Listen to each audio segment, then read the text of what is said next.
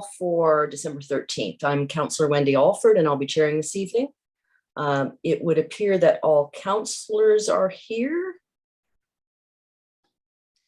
I believe. And Nadine, did you? Sorry, I just don't see Councillor McGuire, but other than that, you do have quorum. Okay, thank you. We'll go ahead. He'll join us as soon as he can. And CEO Morris, could you tell us what staff are with us tonight? I sure can, Madam Chair. Thank you. We have an abundance of talent with us this evening. We have Mr. McMunn from Public Works, Ms. Crowder from Economic Development, Chief Cheeseborough is here, Director Costello, Jason Barlow is here as well, Art Manhire, Janet Kuziel, our treasurer, and tonight we have Police Chief Mark McGilvery with us as well. And of course, the omnipresent Nadine Bennett is with us as well. Yes, the omnipresent Nadine Bennett. Thank you. I will start by reading the land acknowledgement. On December 13th, 2021, we acknowledge that this sacred land on which Smiths Falls is now located has been the site of human activity for over 10,000 years, and it is rich in Indigenous history. This land is the ancestral and unceded territory of the Algonquin and Anishinaabe Nation. We are grateful to the Algonquin ancestors who cared for the land and water in order that we might meet here today. We are also grateful to the Algonquin people for their contribution in making of the Rideau Canal, which runs through Smiths Falls. We are mindful of broken covenants and the need to reconcile with all our relations. Together, may we care for this land and each other, drawing on the strength of our mutual history of nation building through peace and friendship, being mindful of generations to come. Are there any amendments tonight to the agenda? Hearing none. Any disclosures of monetary interest? None. We have with us tonight the relatively new President and CEO of the Perth and Smiths Falls District Hospital, Michael Cohen. Welcome. We're glad to see you. I will ask Michael, before I give you the floor, if other members of the board that I know are here, Mr. Church, Ms. Martin, and Kate Stolley, if they could turn their cameras off, it just makes it easier for me to see council when they have questions. So that would be great. Thank you.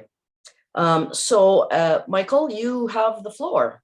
Please update us on all the things that are going on at our hospital. Thank you very much, Madam Chair and members of the council for this time. I'm just going to share my presentation here. Even though we did a test, it's always a good practice to make sure that it comes across. So can you see that in all the right proportions? It is. There you go. We've got it there. Thank you. So again, once again, thank you for allowing us to speak to you briefly tonight, and also for your ongoing support. Not just the moral support, but the financial support that you provide the hospital is critical for us to maintain high quality care and services to the communities that we serve. And it's absolutely wonderful to see how much support you've been providing us. The partnership that we have with you is actually integral to the way we deliver high quality care locally and now as a regional player.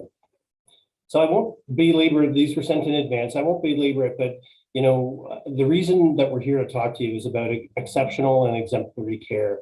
Our motto is every patient, every time, and your support, ongoing support, will help ensure that we continue and can achieve that vision that we have for this hospital. There's no window dressing. COVID's really taken a lot of our time in the last, I'm very sad to say, almost 2 years.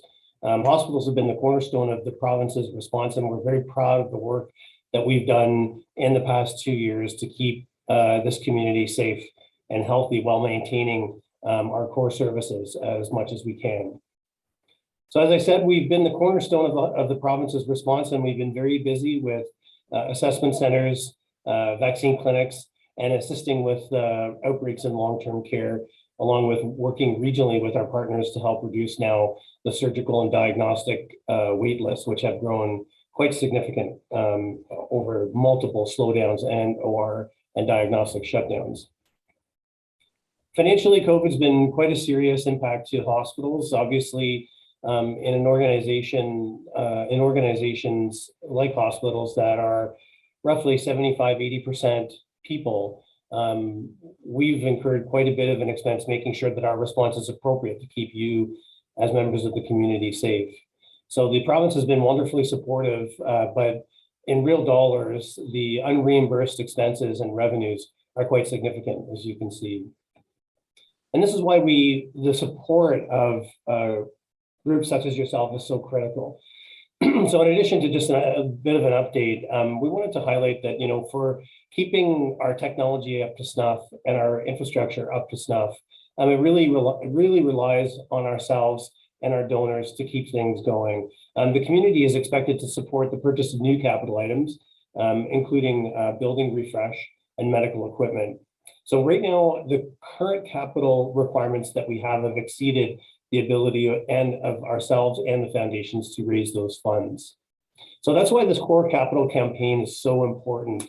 So most of what we call our more local municipalities have been wonderful in providing that support.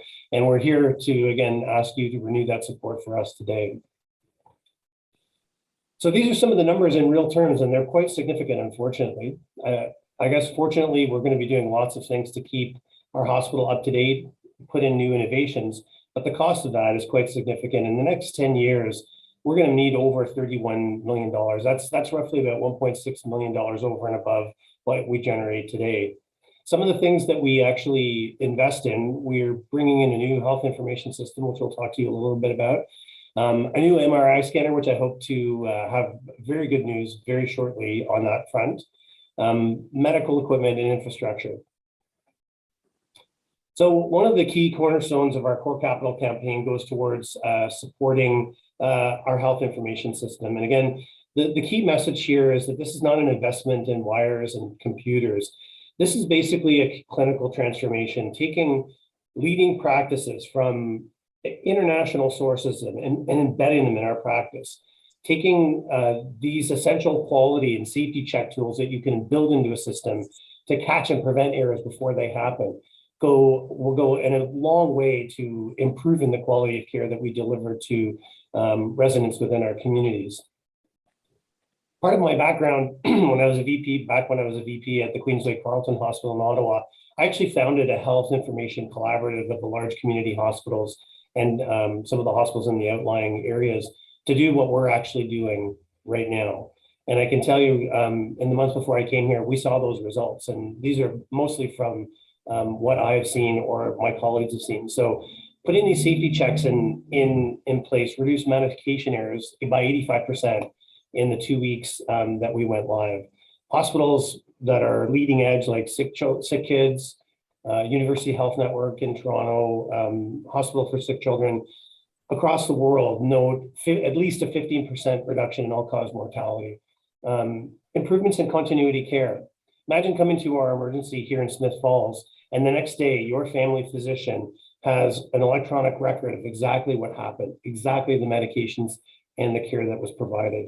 Instead of having a patient show up in that doctor's office and casually mention to their physician that they were in an emergency a couple of weeks ago, and having very poor recall and ability to retain what was actually done with them clinically. And beyond that, we're looking to empower our patients.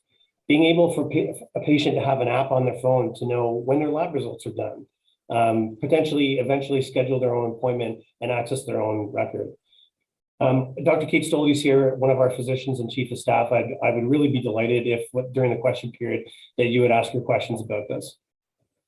So capital equipment, bottom line, patient care. That's why we're here. We want to be able to deliver the highest quality patient care. And without the support, not just for the HIS, but for all our capital needs, we need your help. We want to be able to say that we can maintain exemplary care for our patients and our community, and your role in supporting us in this core capital campaign is a really critical and important part of that. So in summary, I hope I haven't gone too fast. We humbly request that you renew the commitment to our core capital campaign. And I thank you very much for your time, and Kate and I would be happy to take any questions that you may have. Thank you, Michael. If you could stop sharing your screen and I will, there we go. And I believe Councillor McGuire is with us now. So we always appreciate the update that we get from the hospital, and I'll open it to my colleagues as to whether or not there are any questions. You are probably not going to have to wait long to find out, as this is also on our budget discussion tonight, Michael. So are there any questions from council? Yes, Councillor McKenna. Thank you, Madam Chair, and thank you, Michael, and welcome to Smith Falls. We're delighted to have you in our community. Perth and Smith Falls are both delighted to have you, I'm sure. I wanted to just talk about the technology, and I'm glad Dr. Stoley's here. I guess my question is, and then I'll have a comment, is you've talked about pushing information out to physicians' offices. And is the reverse also true, where the physicians can, so the physician in Emerge can open up the primary care physicians or nurse practitioners record, or the patient's record in their family physician's office, and look at it and could be perhaps guided by that? Is it a two-way technology? So Kate, did you want to take us, do you want me to take that one? Sure, and I'll probably have some other comments. Okay, so this hospital information system is primarily to push out. There are later phases of the project where we could look at potential integration, but the first stage is to really get the hospital's information system up and running and communicating with physician offices. And there may be future phases where we could look at getting the information back. So you're building that platform for down the road. It could have that feature, or is it planned to have that feature in some future phase? Yeah, that's right. It's just currently not part of our first phase plan, which is quite a significant initiative. And once we have that to build off of, then we can look at integrating physicians' offices as a stage. One of the big challenges when you start talking about physicians' offices is that they're all on different systems, and so it's a separate project to be able to connect them directly, but certainly something that would add a tremendous value. And having the system to start with allows us to actually make that connectivity. Right now with our current system, that connectivity isn't possible. Thank you. So Peter, I might add, there's actually a pilot project right now as part of the implementation of the hospital communication to link with family practice or primary care practices. So it is actively going on, with an expectation that when we get more players interested, that it will be part of this system, as well as potentially a link with long-term care. But for right now, that seamless patient record, it will be available in any hospital. So if, Peter, you ended up in Quinte, for some reason, a car accident, they would have immediate access to your entire medical record that was in the hospital, and any of our 6 hospitals, but also will interface with Ottawa as well as an extension of our project. Thank you. Any other questions or comments from council? Yes, Councillor Brennan, and then Mayor Panko. I think the mayor had his hand up first, but it doesn't matter. Hi, Jay. It's okay. Oh, okay. Yeah, thank you and welcome to Smith Falls, and really appreciate you being here. And the technology part of it, I was a part of the board a few years ago, and this was being talked about then. I'll just give an example. I have my COVID booster today, and by the time I got home, I had an email to upload my my QR code, which has been done, and it was seamless, and they knew the dates that I had my other vaccine. So it just makes sense, and I know you've been working on that for some time. I guess the other question I had, Doctor, is with the loss of revenue that we've experienced on page 9 of your presentation, it said future reimbursement of operating expenses. We're talking about capital, but hopefully the province, and I know that they've been working very hard, and we're a medium-sized hospital. And do we have any indication of some help coming that way? I'm sure there is, but Yeah, there's been lots of commitments for that, but the checks are not always forthcoming. So I think there's an expectation that provincially, like we're not alone in this, right? So we're without sufficient funding, every single province, every single hospital in the province will be in a significant deficit, and that obviously needs to be addressed. So I think right now all of these things are with the Treasury Board, but the signaling that we're getting, yes, very much, is that these will be reimbursed. But we put that in, as you well know, until you have a letter from the Deputy Minister or the check is in your hand, we don't account for it. Yep. Okay, thank you very much, and thanks for coming, and thanks for your work. Mayor Thank you. Panko. Yeah, Michael, great to have you on board, as been stated. I mean, our hospital is probably the most valued institution in our community, and I'm proud that this council has, I guess it was the first council to support this capital initiative, the core capital campaign, and has been every year. And I'm hopeful we're fully on board this year. I think we recognize that without support, the hospital doesn't have the capacity, the foundation owns the capacity, and the community may not have the capacity to actually meet the needs. And we know that the needs are vast and broad, and they're ever changing. And on that, I just wonder if you could speak to Rosa and maybe the Hannibed, and how emerging technologies enable better outcomes for our citizens when they have to go in for procedures. And I think Dr. Roberts' efforts on that front, and the support of the community to purchase that equipment, has made a difference. So just as an example, I guess, of what it means to support the hospital, it's outcomes like this. If you don't mind a little bit of a insight, please. Yeah, for sure. I mean, the way I put it, it's like your budget at home, right? You have a bunch of needs, and if you don't have sufficient funds, you have to start to rationalize things. And Rose is a great example, or the Hannibed's a great example of our reality, which is that medical advances continue on a daily basis. And if we don't keep on top of those medical advances, our care will begin to suffer. Not necessarily degrade, but we'll be left behind, right, in some cases, particularly when it comes to leading edge equipment.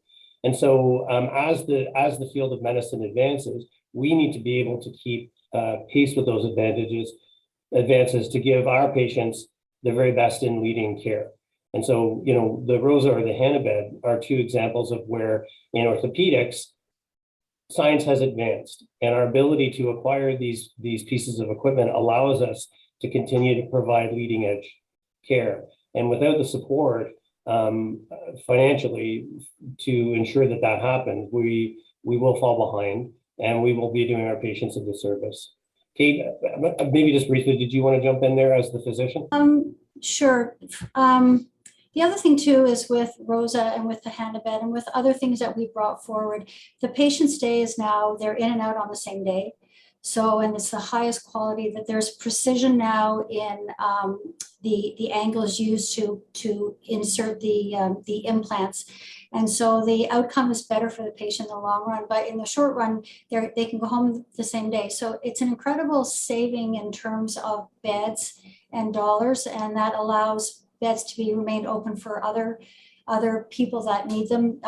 There's always a shortage of beds. So, you know, we're leading edge. And the Rosa, in fact, we're the only small community in Canada that has that technology, and it will really help us. It's kind of like the technology that we're talking about is, you know, there was a day when we used a rotary phone, right? And now we've had how many iterations of an iPhone? It's that technology that's going on and moving ahead all the time. And that's what we're trying to keep pace with by bringing in this regional HIS and really allow us to bring in those advances very quickly and to standardize the care across the region. Well, thank you. And I think, from my perspective, our citizens deserve the best possible treatment that they can get anywhere in the country. And if with our support that enables that to happen closer to home, all the better. And the quicker recoveries, the better outcomes, the better it is for everyone. Thank you. Any other, Councillor McKenna? Thank you, Madam Chair. I just want to thank the employees at the hospital for the last couple of years, the stress that they've been under, and the resilience that they're always trying to find. And I know we appreciate it. And I do want you to please pass along our thanks for their incredible, unprecedented work over the last couple of years. So just want to acknowledge that publicly, and to encourage any of the people in the Smiths Falls area who have the means, don't hesitate to slip a check this Christmas towards the Hospital Foundation. The town is one way through our tax dollars, but there are people that, and I know they are generous, and I would encourage them to consider giving a little extra this year as well. Thank you very much for that. It's most appreciated. Thank you. And I don't think I could add anything more to what Councillor McKenna has said in terms of our appreciation for the hospital and for yourselves and for coming tonight. And I appreciate, we will be discussing it later this evening. Thank you, Dr. Stoley and Mr. Cohen, Mr. Church, and Ms. Martin for coming. Thank you all very much. Thank you.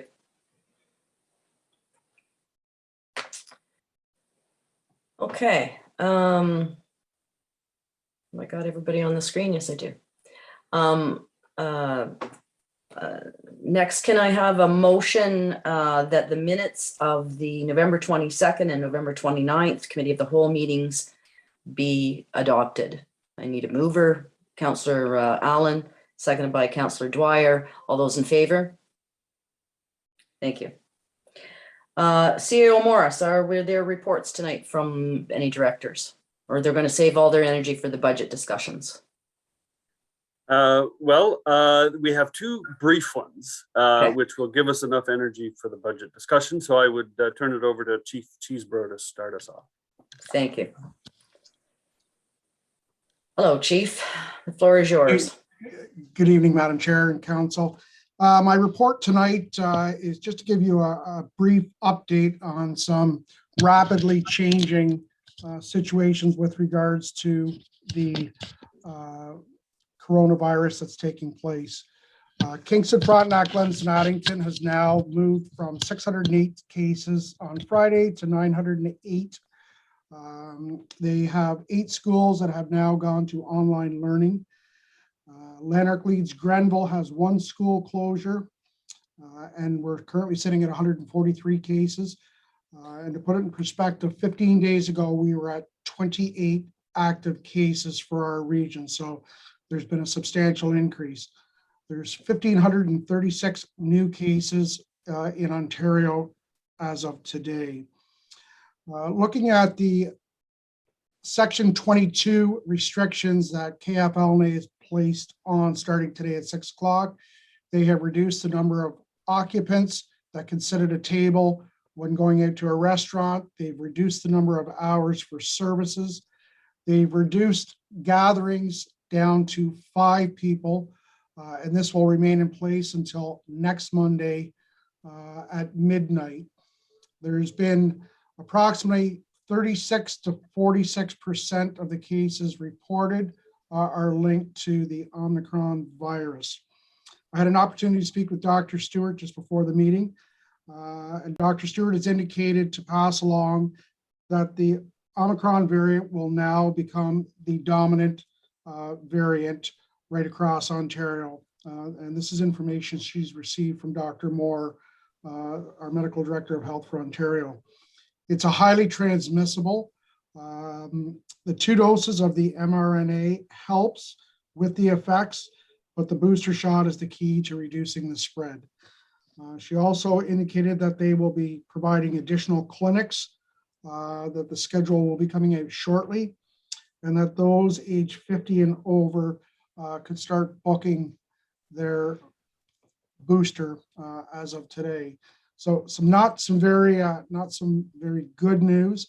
We are waiting for a provincial announcement tomorrow. Dr. Stewart has indicated the province is going to come out with any further enforcement or any further restrictions that we could be facing. The one key component to this that's increased in Lanark, Leeds, Grenville is in the Brockville area. A lot of patients have been transferred from Kingston Health Sciences into the Brockville area.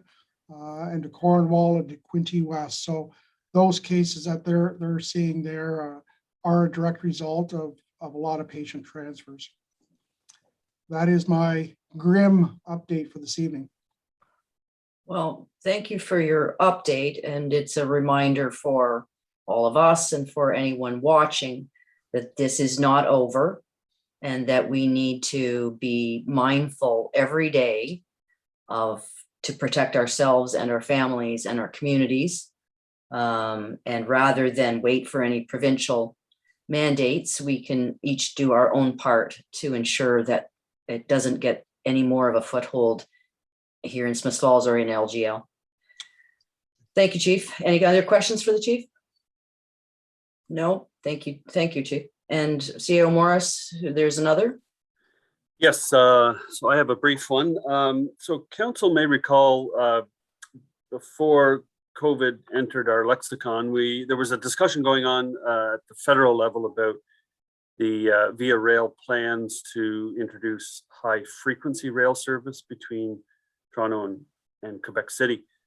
And so that file went somewhat quiet over the past 21 months, but I'm delighted to say that the mayor and Julia and I met with representatives from Via Rail on Friday, and they've commenced a process called impact assessment, basically, that they'll go through. It's a federal process in concert with an agency called the Impact Assessment Agency of Canada. So we met several reps from that agency were on the call as well. But all that's to say is that they're focusing energies on doing the impact assessment and looking at the corridor, potential corridors for a rail line. So there was some very exciting news about dedicated corridors for passenger service. So to end that, historical reliance on sharing tracks with freight trains. So there's a lot more to come, but what's important, I think, at this point is they have a 5-step process that they're following. It starts with a planning phase. That's the phase we're in right now. There was an open willingness to come and engage with the community, engage with this committee to start, and the broader community on what the needs are locally for rail service. So a very, very encouraging start to a discussion that's been paused for a period of time. But I just wanted to share that with committee. It's a very exciting project, has direct impact on Smith Falls. It will shorten, or could shorten if it's built, the travel time between Toronto, certainly to Ottawa and Montreal as well. So very exciting project. And as soon as it's appropriate, we'll have folks from VIA come and talk to this committee directly. But it was a really solid start to a very exciting project. Thank you. That's I'm not sure that that's offsets the news the chief gave us, but it's certainly a good news. Any questions with regard to CEO Morris's? Nope. Okay. Then we're going to move. We do not have any correspondence items. There are no in-camera issues for this evening. And we'll move right into priority issues. 8.1 is engineering services contract extension, and that is with I believe Jason Barlow, our manager of water wastewater. So Jason, the floor is yours. Thank you, Chairperson Alford, members of council. Tonight I bring forward report 2021-177, and it's for the engineering service contract extension for the treatment facilities, all coming from RFP 19-PW-011. The purpose of the report is to provide background for the procurement of engineering services for the water and wastewater treatment facilities, and to extend the standing offer agreements to the 3 successful firms. The extensions of the standing offer agreement would secure engineering rates from the consultants for the next 3 years, and providing some stability and eliminating the variability from one submission to the next.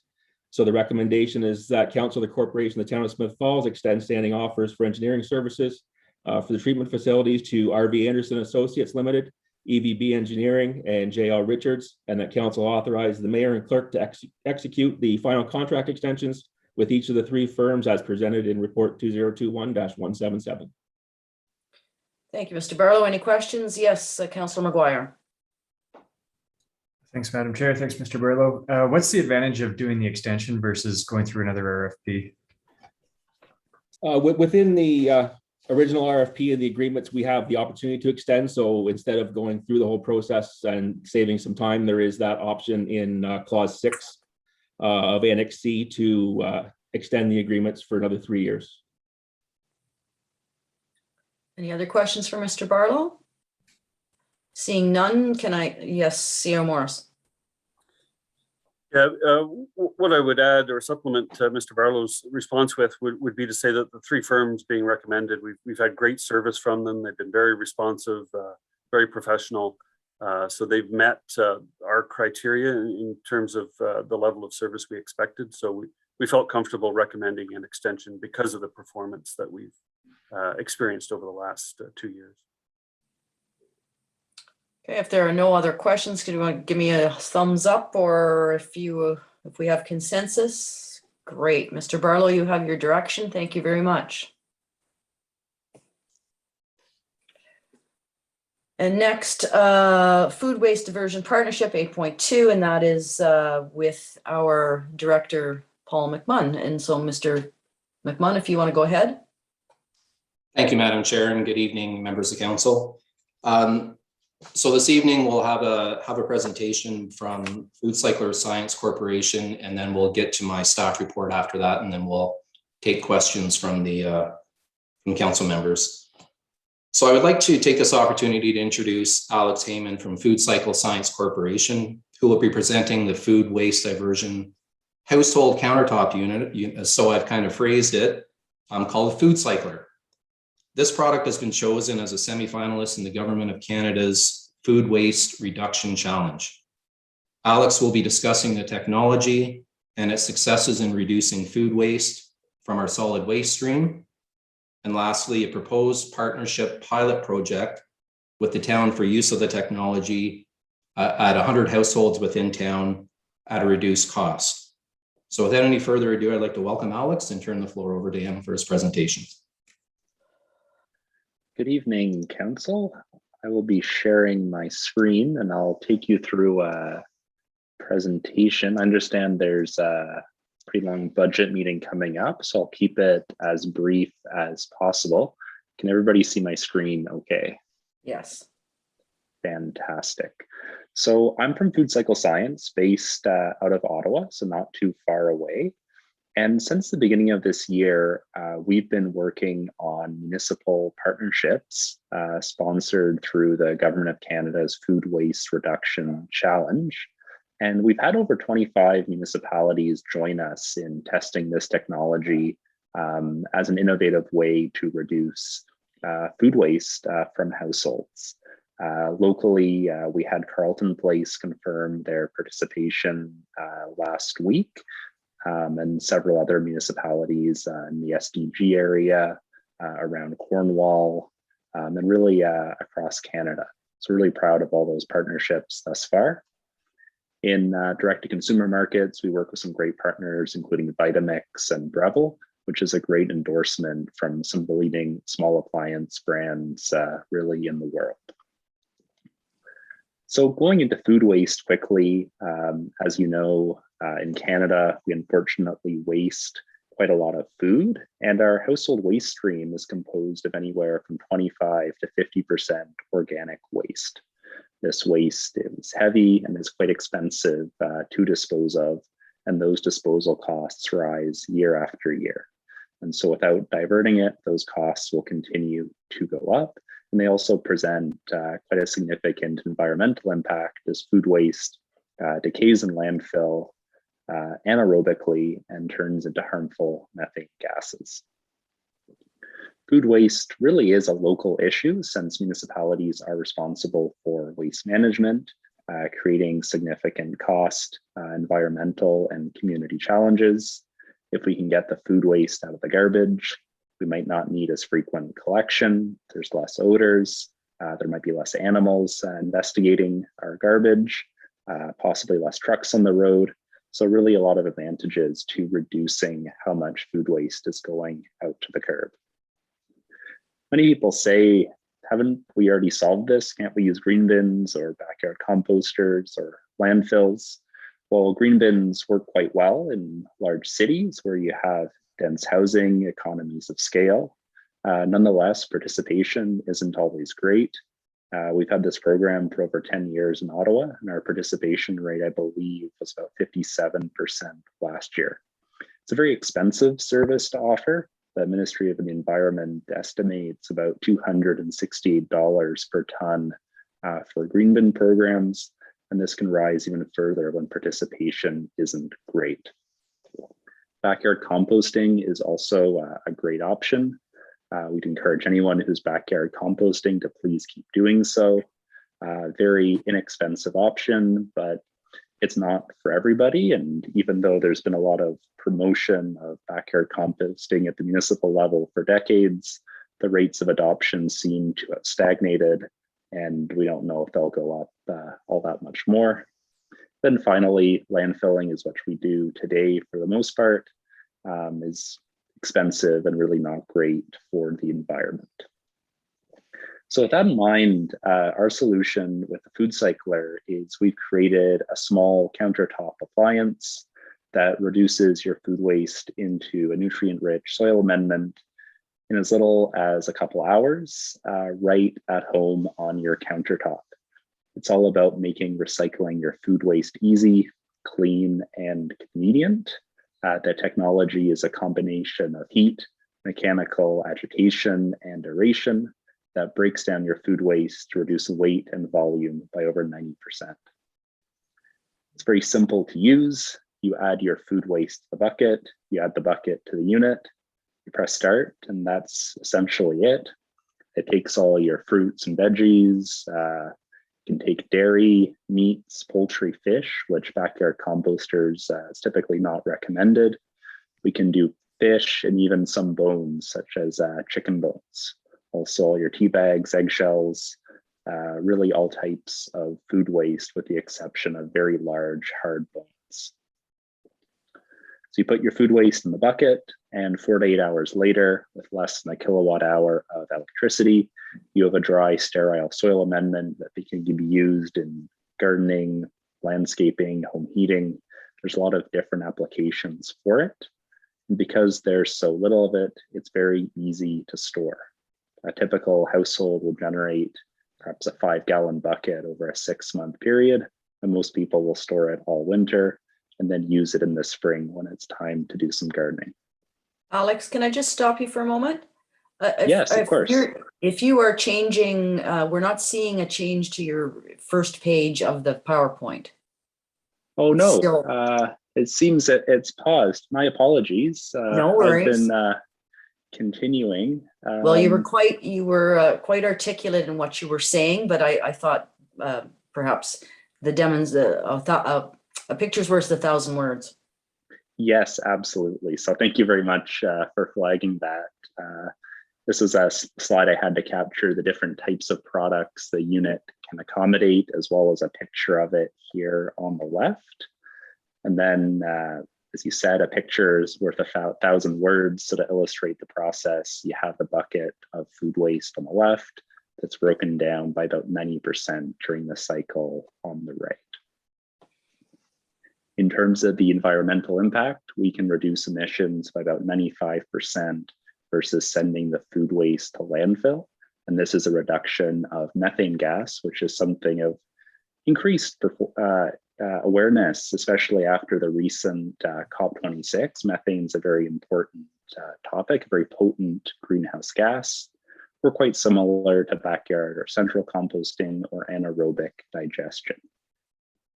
In terms of the economic impact, our proposal had a full analysis based on Smith Falls tipping fees right now, but we estimate that the fully loaded cost of waste management is anywhere from $170 to $250 a ton.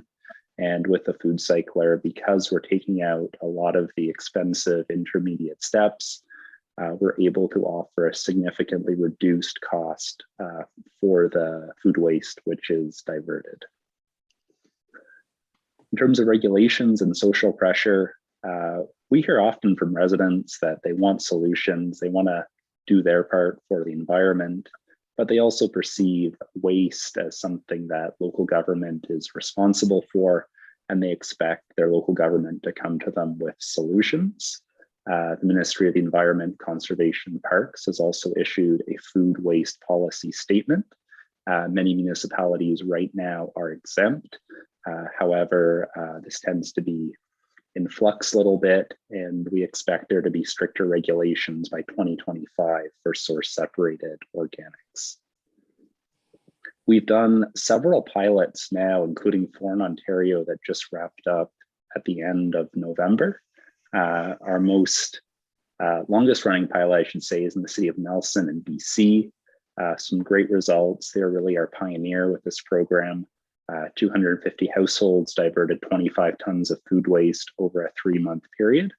And they're now in the process of rolling out an RFP to put a food waste disposal device into every home in the city as their food waste solution. And they're a city of about 10,000 people in BC. And it basically came down to not wanting to truck around food waste, which is mostly water, and it's less expensive for them than a traditional green bin program. So great results from Nelson. We've also got results back from places like South Glengarry, Warrenpayne, and Algonquin Highlands that should be public soon, but really seeing that 4.5 at a 5-star rating in all our pilot projects, and very pleased with the results and the diversion thus far. As Director McMunn mentioned, we're part of the Government of Canada Food Waste Reduction Challenge, and this has given us some funding, which we're reinvesting 100% of into our municipal pilot projects to support 25 plus municipalities in testing out this technology. There's multiple stages of this challenge, and we've committed to reinvesting any additional grants back into our municipal partners for program expansion. And that goes all the way up to a $1.5 million grant, which should be awarded in 2023. And in this program, we're proposing a very quick and simple 12-week pilot project where residents purchase a subsidized unit, track their usage, and complete an exit survey. So in many of our municipalities that have completed pilots, we're typically able to get results back to staff in about 30 days of the pilot completion. So it's a very quick pilot, really focused on getting data as quickly as possible. And if successful and you want to expand the program, there's many grants available, such as FCM's Green Municipal Fund. In terms of the proposal we've delivered to you today, it's for a 100 household program with a municipal contribution of approximately $10,000 plus shipping. And the way that breaks down is each food cycle retails for about $500. We provide a discount of $200 plus a $50 subsidy from Impact Canada, which essentially cuts the cost in half to the $250. Then with a municipal subsidy of $100 per unit, we can get pilot participants to just pay $150 for a food cycler that they can use during the pilot period and continue using afterwards. So that's the end of my presentation. I apologize for the technical issues and would welcome any questions. If you could, yeah, there you go. Paul, did you want to follow up Alex's presentation with some comments? Yeah, I would. Thank you, Madam Chair. Yeah, so I'll just jump in really briefly to my report. I'll keep it short because I think Alex touched on pretty well everything in my report. So thanks for that, Alex. Great job, by the way. Before I jump in, I just wanted to give some context to what the end result is. Alex, you spoke to the kitchen countertop unit doing its thing over a 3-hour period of time, I believe it is. And if you can see that, that is a result that we ran here with the unit that we're piloting here at Town Hall in the kitchen area. So that's a 300 millimeter jam jar or something similar to that. And, you know, I opened it up just to see if there was any odor. There's some minimal odor, but, you know, way less than what your garbage would be for sure. So I just wanted to put that into context. That was a full basket in that unit. Vanessa ran it for 3 hours. And that's what you get, and it's fully compostable. You throw it on your lawn or your gardens or in your plants on your inside of your house, whatever the case may be. So that all being said, maybe what I'll do is I'll just basically reiterate the recommendation for council's consideration this evening, then we'll open it up to questions. The Council of the Corporation of the Town of Smith Falls authorize the mayor and clerk to execute a partnership agreement with Food Cycle Science Corporation. And further, the Council of the Corporation of the Town of Smith Falls authorize a 2022 capital pre-budget approval in the amount of $15,000 to financially support the pilot project as presented in Committee of the Whole Report 2021-183. I just wanted to point out that the actual net cost with shipping and the town's portion of our HST, so the total net cost to the town would be $12,211. You may ask why the recommendation suggests $15,000. So when we were doing our first draft of the budget, and even the second draft, we were still gathering information, and we knew it was going to be somewhere in and around 15 grand. So I put 15,000 in there. If the pilot doesn't roll out quite as we would expect it, and I presume we're not going to have any issues with getting 100% participants in town, but if we do, there are provisions through the agreement that the unused units could go back to Alex's team with a very small restocking fee of $25 per unit. So I just wanted to note that. And through the chair, we'd be happy to, between myself and Alex, we can take some questions.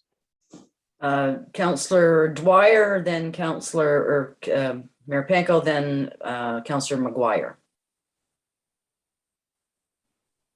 Thank you, Madam Chair. I think this is hugely exciting. I think we've talked for years and years about looking at starting a green bin program for the town and buying into compost as an option for waste reduction, and it's never really been achievable because it hasn't been financially possible. So I love this as an option. I don't think that this technology is going to be for everyone. And so I appreciate that there is going to be a buy-in option, really, like those who are interested in getting involved in the program and making use of one of these machines will be able to do so.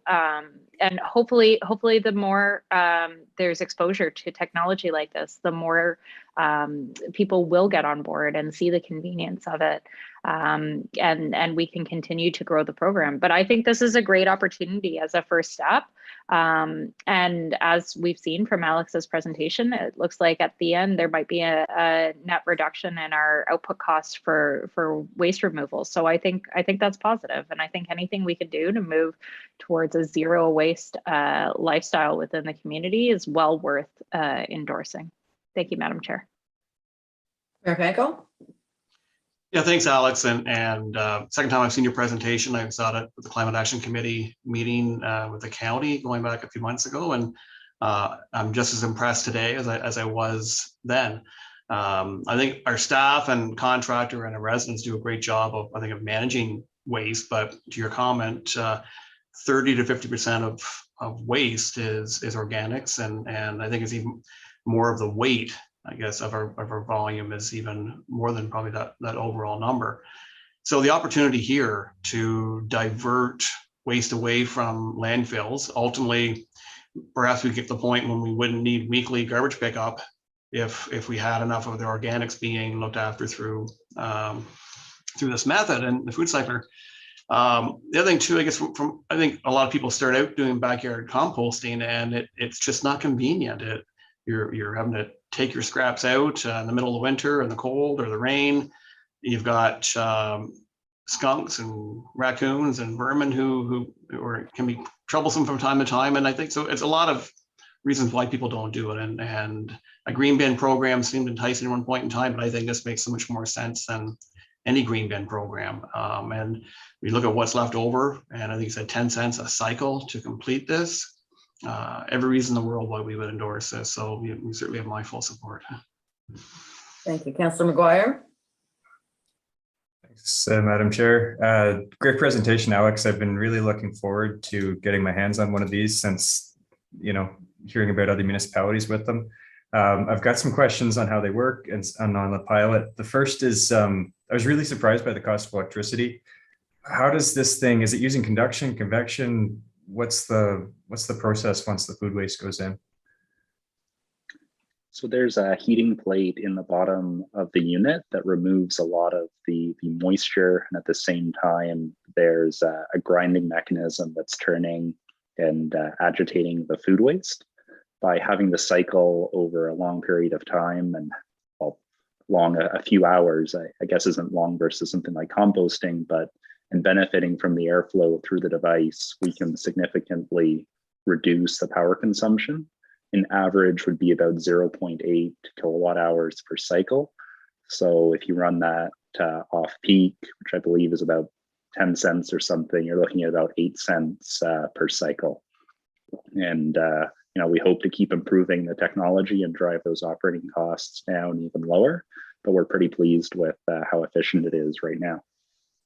That's awesome. So it's like a vaporizer for food waste. What vents the air coming out of it? Does it have a filter that needs to be replaced, or how does that work? There is a carbon filter in the back of the system that does require replacement every 3 to 6 months, and there is a cost to that. Right now, the filters are $25 each. However, in early 2022, we're bringing in a refillable filter option, which will be much less waste, first of all, to keep the unit running. And we're hoping to slash the operating costs for filters by about half. So all going back to the idea that the technology keeps evolving and we're trying to keep the operating cost as low as possible. That's great. Is it normal for the municipality to charge residents to get one of these, or municipalities giving them away in exchange for the data they're collecting, or how does that work across different jurisdictions?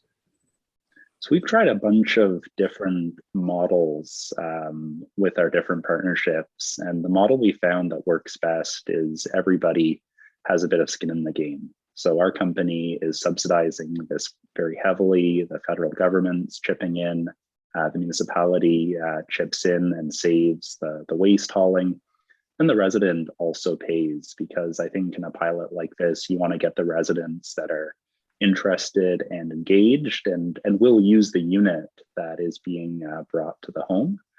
We acknowledge that at this price point, it's not going to be accessible for everyone. And we'd be open to working with staff to explore if there's a little bit of extra money in the allocation, if a few units can be made available at lower cost for certain low-income residents. But overall, this has been a model that's worked very well in the past and seems to get everybody's interests well aligned and making it a success. Great. And so how does the pilot work? What data is collected and how is it collected, and what will we get from it? So the key piece of data being collected is the usage. We know every cycle is about 1 kilogram of food waste on average. And so over the 12 weeks, we're asking residents to record the number of cycles they've run, so we can very accurately estimate the tonnage that's been diverted. And at the end, we also ask user experience questions. Were there any technical issues? Did you notice any smells? Did your electric bill go up? How would you rate this? So the feedback can be brought back to staff and council to assist with any future decision-making around organics, diversion, food cycler, or otherwise. Great. And last question, I just want to make sure I got my numbers right. There was 250 houses that saved 25 tons of food waste in 3 months in Nelson, was it? That's correct. I may add that their pilot took place during the pandemic. So we suspect there was a little bit more cooking at home than usual. We've seen slightly lower rates of usage in our subsequent pilots. So in Nelson, they were doing about 1.1 cycles per day on average, which seemed a little bit high. Now we're seeing closer to about 5 cycles per week for a typical household, which is more in line with industry benchmarks for food waste generation. Cool. So it's about a 5 to 10 year ballpark for payback window if we're looking at the full cost of the unit and the savings for tonnage of food waste.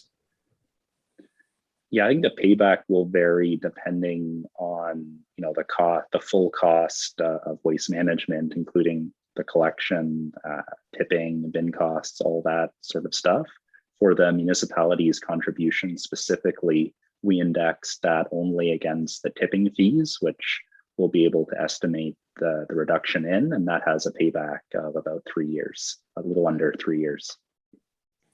Excellent. Well, I can't wait to get one. I wish we could get them in time for Christmas, but this will be really exciting. Thank you, Alex.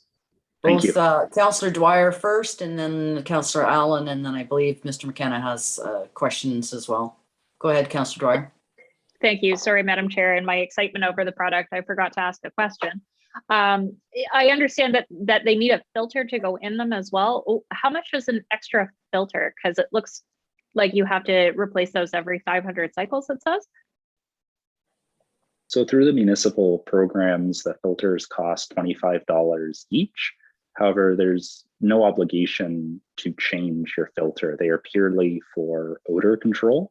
I personally run mine in the garage in the summer and my basement in the winter. I don't think I've ever changed a filter. So they are a luxury to some degree that can be avoided. The current cost is $25 each, and we hope to cut that cost by half in 2022 through a refillable filter system. And Councillor Allen? Yes, thank you. I enjoyed your presentation, and it's exciting news. Like my colleagues, I'd love one of those as well. Right now, my family, we compost in our yard, and we have a pit, and it's successful. But we just make more than we need for our little garden. So we're always ending up taking some to the compost center for other people. But this is great, a great invention, and I can see it being very, very beneficial to my family and many others. So thank you for your presentation. And Councillor McKenna. Yeah. Councillor McKenna. Thank you, Madam Chair. And I too, as a pilot, I'm interested in it. I did, just for the full disclosure, you're a for-profit company, if I understand that correctly? Yes, that's correct. And I see on Amazon that you can buy similar products as well in the same price point.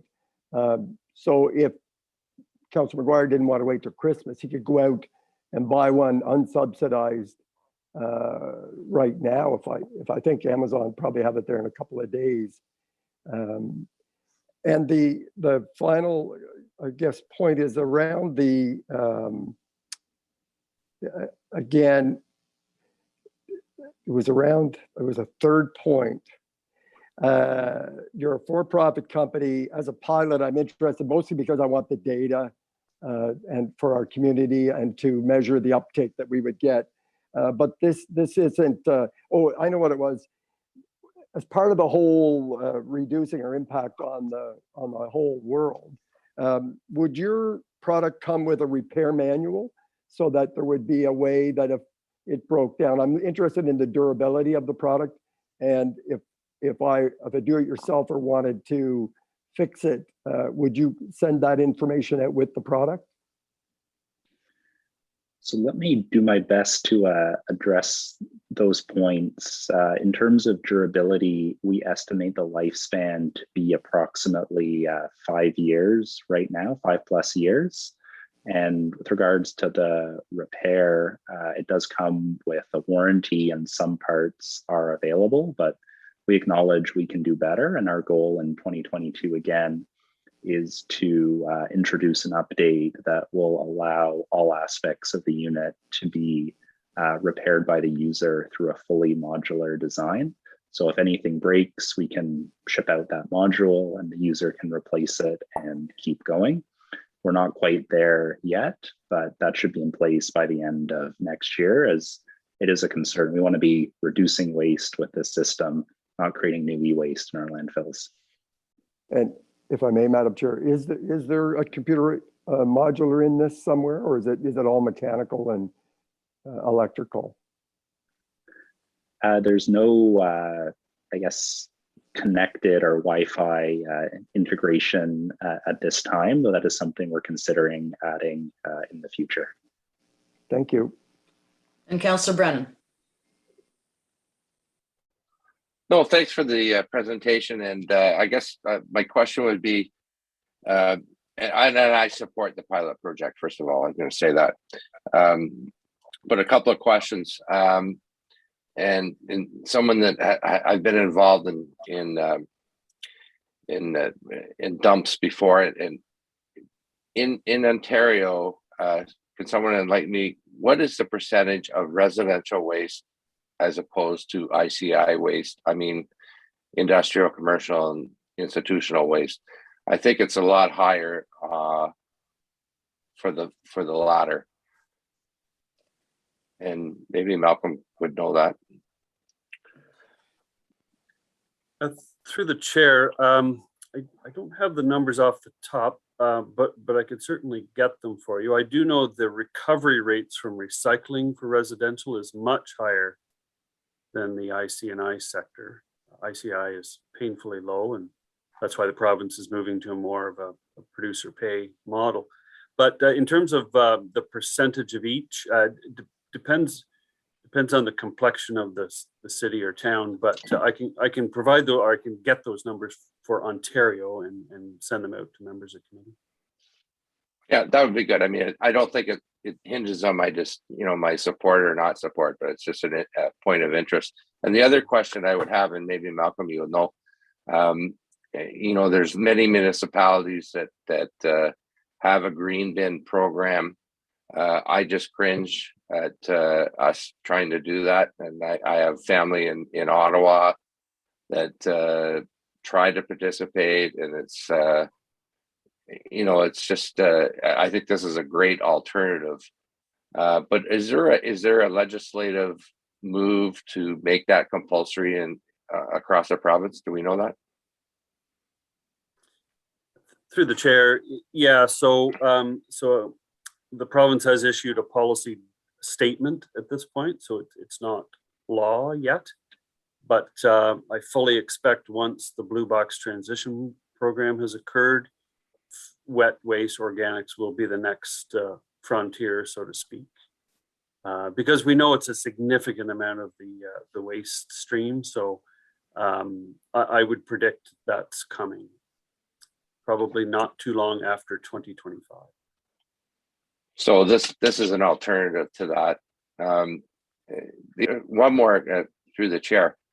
When I was in Manotick on the weekend, and my son-in-law was putting out his green bin, and I was talking about this program, they talked about some paper, like paper towels and that sort of thing.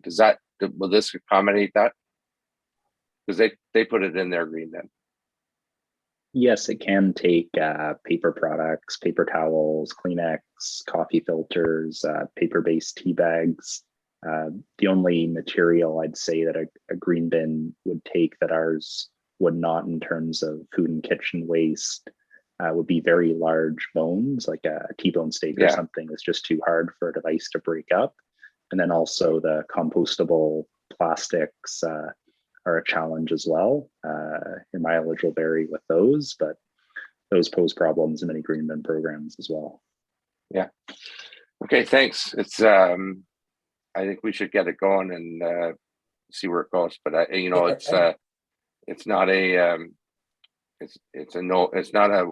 a win-win. So let's try it out. Yeah, I think you can sense, both Mr. McMahon and Mr. Heyman, that you have consensus to move forward with the recommendation. And I would just add myself that I've had experience with green bins, and this looks a lot more attractive to me than a green bin, particularly in the summertime. So I think you have your direction, Mr. McMahon. Thank you, Madam Chair. Yes. CEO Morris. Just for the sake of clarity, so we're also asking for pre-budget approval. You might wonder why, since we're going to be talking about the budget. In order to leverage the federal funding, we need to finalize this before year end, which means we need to make that financial commitment. So that's the only reason we're asking for pre-budget. Yeah, and it's a relatively small investment for potentially big payoff. So again, you have direction for both pre-budget approval and proceeding with the agreement. Thank you. Okay, so now we are moving on to 8.3, Festivals and Events Policy Report. And that is with, I believe, Ms. Crowder. Hi, good evening through you, Madam Chair. The report before you is with regards to a new Smith Falls Festival and Events policy that staff have created. The purpose of the policy is really to create and ensure public safety at local events by establishing uniform guidelines and procedures for consistent implementation, and to provide an effective and efficient process that simplifies approvals both for internal staff as well as event organizers. Tourism is a key economic driver within the town. There's more and more interest happening at hosting festivals within the town. So we want to ensure that we have policies in place to make that feasible, both for event organizers, but also in terms of staffing time to do approvals.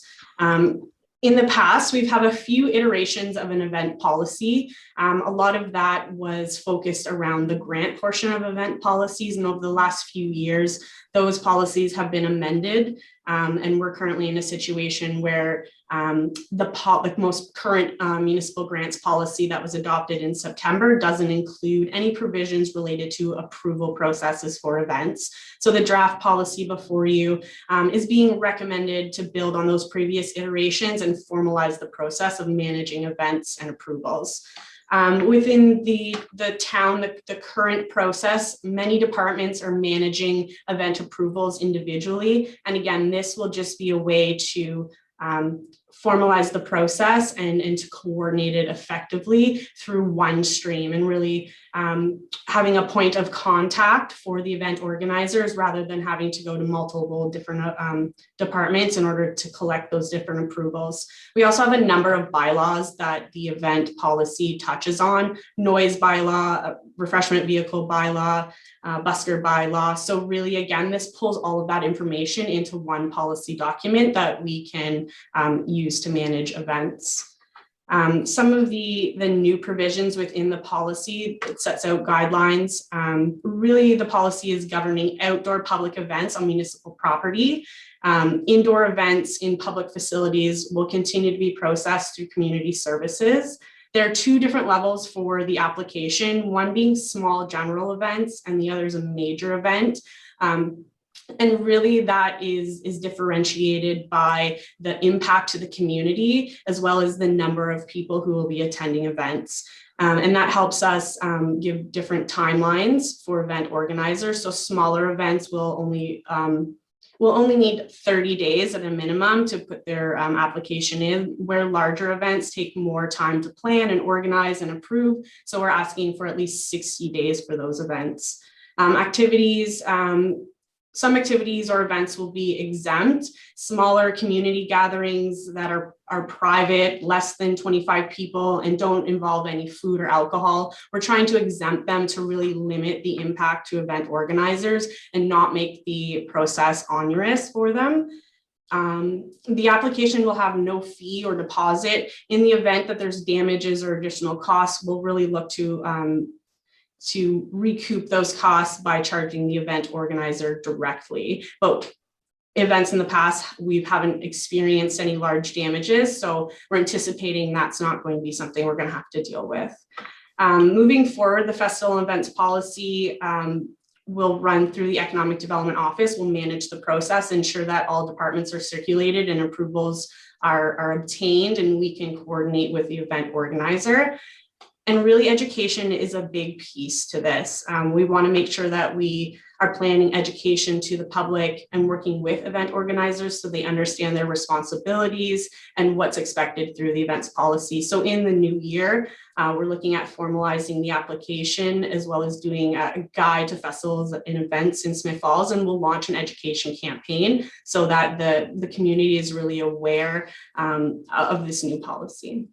So I'm happy to take any questions. We have three options for council to consider. The recommended option is that council adopt the Smith Falls Festival and Events policy as presented. Council may make additional amendments to the policy, or they have the option of not adopting the policy tonight. Thank you, Julia. I'm going to go first this time, just to have a couple of, I had spoken with Julia earlier today, and I circled back to the DBA. I think it's a great idea to have one portal and the concierge approach to be able to walk applicants through these things to make it as painless and stress-free as we can for organizers who are already stressed trying to get their event off the ground. I do have, I spoke with the DBA chair before the meeting, and they have not had an opportunity because they meet monthly.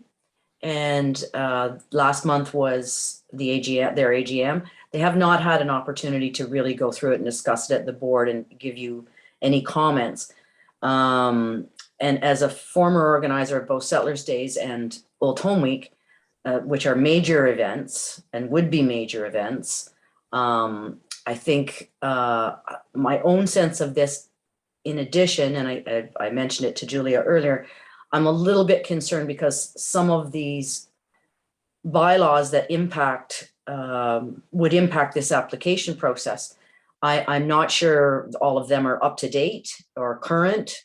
And I certainly think that would be some of the work that would want to go into it before we enact this policy. Now, I'll turn it over to my colleagues, but I'm wondering whether we should consider deferring a decision on this until we get comment from the DBA, and potentially maybe have a look at what what bylaws need to be either beefed up or cleaned up before we do that this evening. And I'm going to I'll go back to Julia first, and then to Councillor Dwyer. And Councillor Brennan, is your hand just up from last time?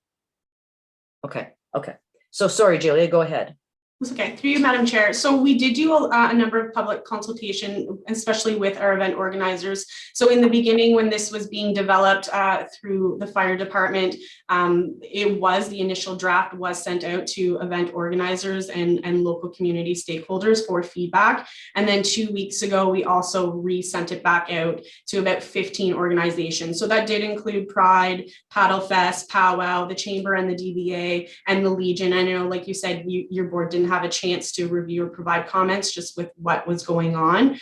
We had some feedback, especially the second turnaround, positive feedback, and we did make a few changes to that. And I believe what you're referring to with the other bylaws is, the business licensing bylaw and the refreshment vehicle licensing bylaw, which kind of plays into events. And that is something that staff is looking at reviewing currently. So we can make changes to those other bylaws after this policy is passed. And if there are any updates, we can kind of come back and then re-update the policy if needed.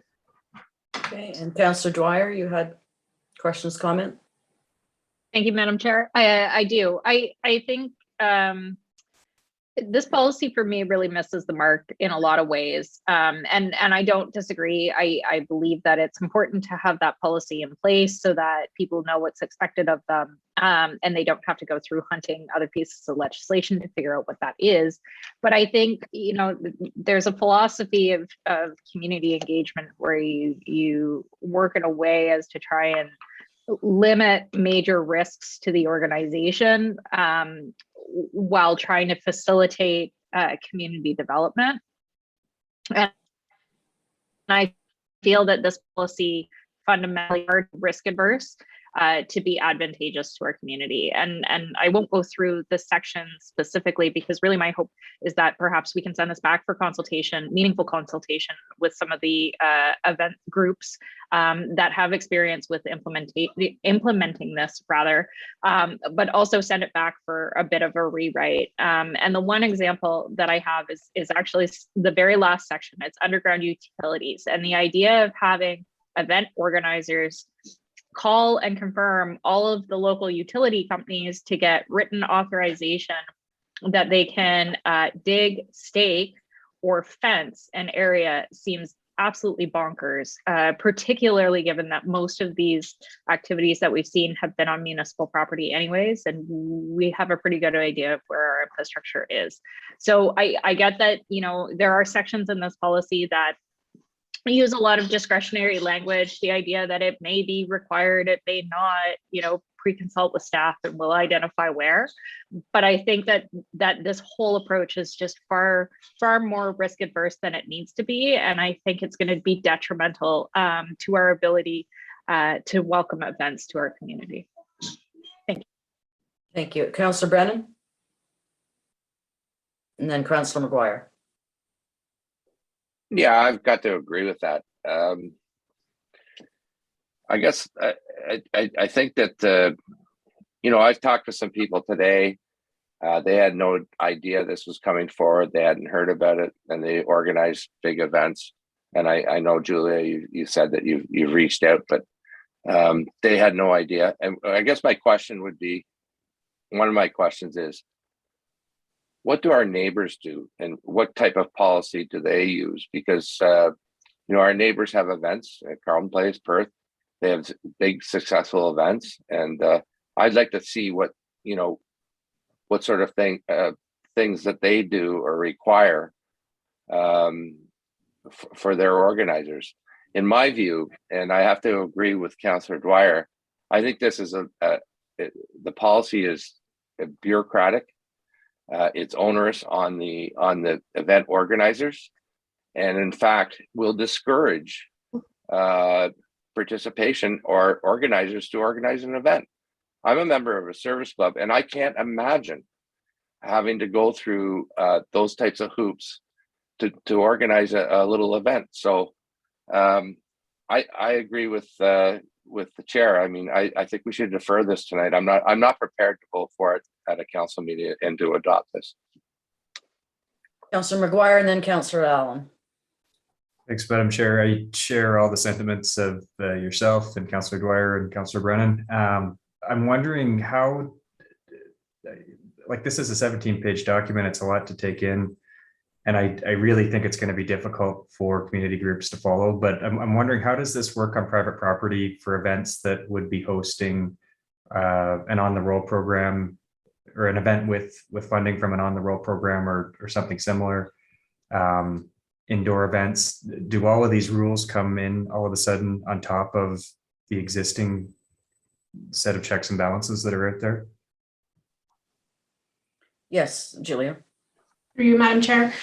So indoor events on municipal property are still regulated through community services. So at the community center, they do have a list of checks and balances for indoor events, and a lot of these things will not apply. With regards to public property, and private property, it's very different. So, you know, the mall would be an example. It's private property. We're not looking to regulate events on private property. It's really the property owner's responsibility for due diligence when they're planning events, especially if they're public events. If it's something that is being sponsored by the towns, like you said, on the roll, then we would ask that they do obtain an events permit, because the town is supporting them, and we want to make sure that all the checks and balances are in place. And with regards to the public consumption of this policy, we know that most event organizers are not going to go through this policy line by line. It's really our responsibility as staff to help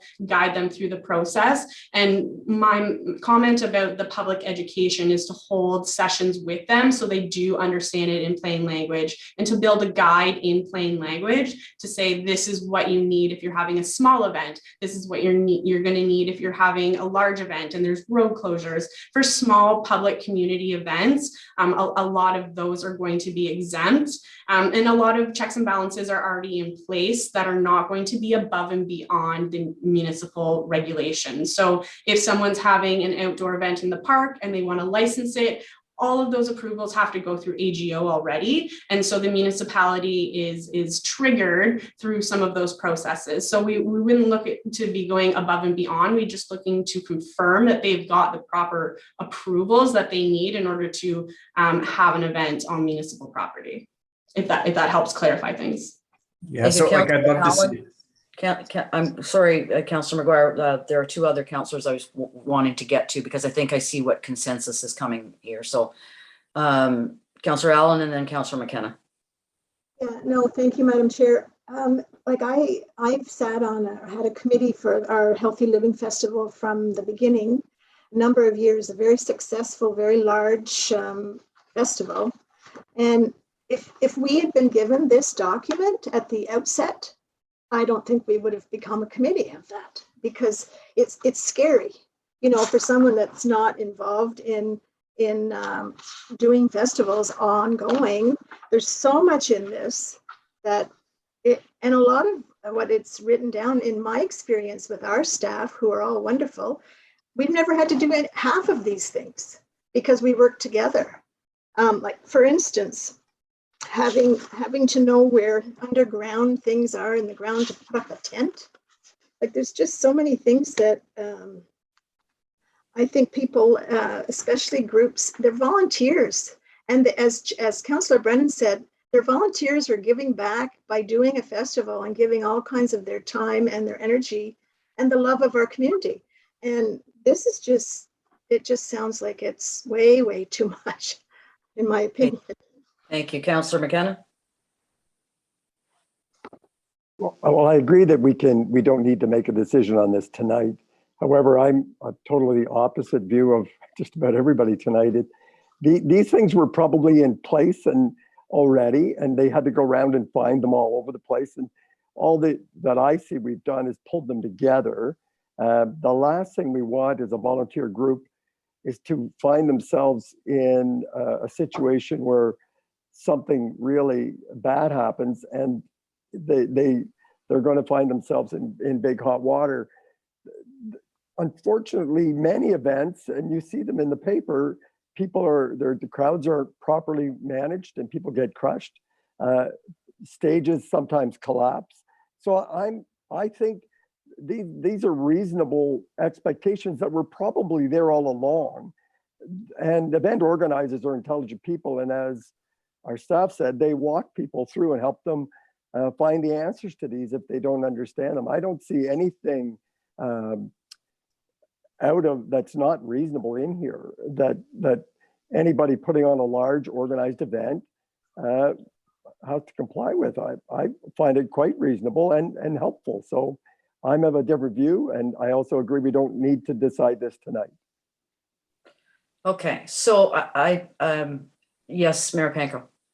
I guess as the last one to chime in here, I'm also fine with deferral if that's a consensus tonight. But I mean, I recognize how comprehensive this is as a policy, but also how it may not be as practical in application. And I think that's where I look to a guide. So a user guide for a small event, user guide for a large event. And that's where the main points would be the policy supports the guide.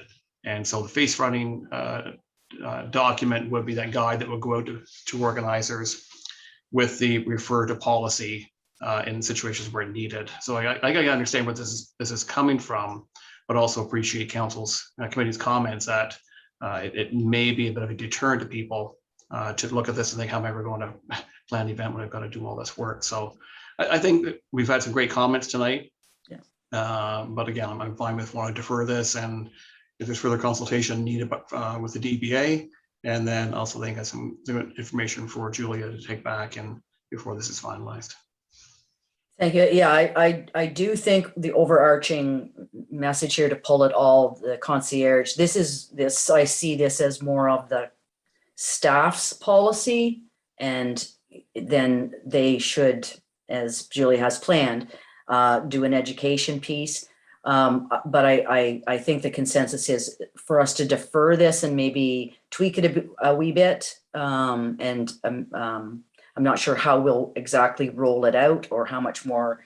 I think even having it on tonight's agenda has stimulated some discussion with the groups. So you may hear more now, Julia, than you had previously heard. So with that said, I think we will, with consensus, we'll defer this to a future CAL.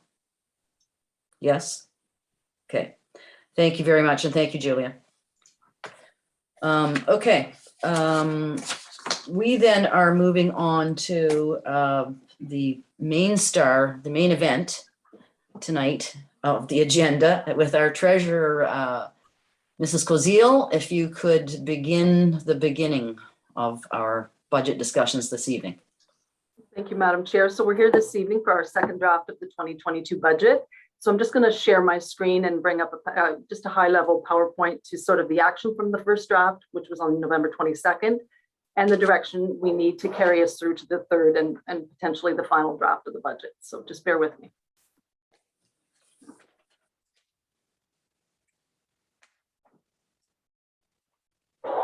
So everyone, you can see that? Yes. Okay, so as it's indicated, some of the action items on the first draft of the operational budget, staff were asked to go back and review and to make some, hopefully some cost savings.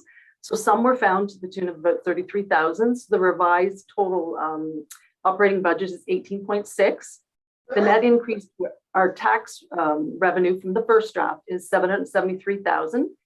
The first draft was based on preliminary projections, which were not inclusive of some significant multi-year supplemental billings that were processed in late November. And one other factor that's still unknown is the education rates, which have been consistently decreasing or remaining at status quo since 2008. So from the first draft to this draft, there were 3 different scenarios, rate increase scenarios presented. Council asked us to bring forward 3 additional ones for consideration. So 2, 2.5, and 3. And that was for taxation as well as the water and the wastewater rates. So as indicated, the gross operational expenditures are 26.2. The contributions to capital reserve increased to 3 million. And the net tax levy, 16.2, grant in lieu, PIL, 0.5. Water and wastewater revenue, 5.4 million. Our OMPF, provincial unconditional grants, 3.6. User fees and other revenues of 3.5. So direction to the capital budget, we received confirmation from the ministry for OSIP formula-based funding. The first draft had only had 605, which was status quo from 2021. We received the wonderful news that it increased substantially to 1.16, so an increase of 557,000. And staff again were asked to go through the capital budget and do some adjustments. So this draft has a decrease of 4.6, the revised subtotal of 16.4 million. So within that, we reduced the scope of the water tower project to be inclusive, reflective of just the 2022 expenditures, which is 2.3. So we decreased that of 4 million. The total project, which was on the original draft, is 6.3, but it is a multi-year project. And again, this project will not proceed if we're unsuccessful with our ISIP grant application. Also, we reduced the scope of the repairs at the real building to include the immediate, which was electrical and minor repairs in 2022. So the revised amount for that is 12,000, so a decrease of 647,000. The roof component was deferred, but staff will continue to monitor this closely. And the other big ticket was the deferral of the Heritage Conservation District study at 120,000. So highlights of the second draft, the Bequest Street Reconstruction Phase 2, the Town Hall renovations, Town Square, again, the water tower, which is pending grant approval, Wood Avenue storm sewers. So the total 2022 capital on this draft is 16.4. And again, transfers to capital reserve 3 million, but again, transfers from the capital reserves is much higher at 4.9. So these are the action items that we required to go forward to the third draft. Again, there were proposed tax rate increases of the 2, 2.5, and 3. And again, the water and the wastewater, and the increase to revenue is denoted on the report. And the hospital donation of 174,000, it is currently on the second draft, and that does require council's direction. And affordable housing task force request, there is currently 0 allocated to this request, and again, requires council's direction. So the next step is January 10th, the municipal community grant donations presentations will happen. And January 17th, the final budget will be presented to Special Cow. And we're proposing first and second reading to follow. And that is to get to our ultimate third reading and final budget approval by the end of January. So with that, if you had any questions. Are there any questions for our treasurer, Mayor Panko? Yeah, thanks, Janet, and obviously some real positive changes since we received the first draft. One more to speak to, I guess, bring committee up to date on our Housing Advisory Committee meeting last week, and it speaks to a request for funding in this budget as it relates to affordable housing. And you may all recall that we had previously discussed maybe a couple of months ago, a request initially that was equal to 2% of tax revenue going to affordable housing, and some of that designated towards the affordable housing CIP. And so since that time, of course, the Affordable Housing CIP was pre-budget approval, but we understand it also will not be in place until mid next year, assuming council approves it after the study and the report and the plan is all prepared. Since that time, the committee also delved deeply into the subject of rent supports.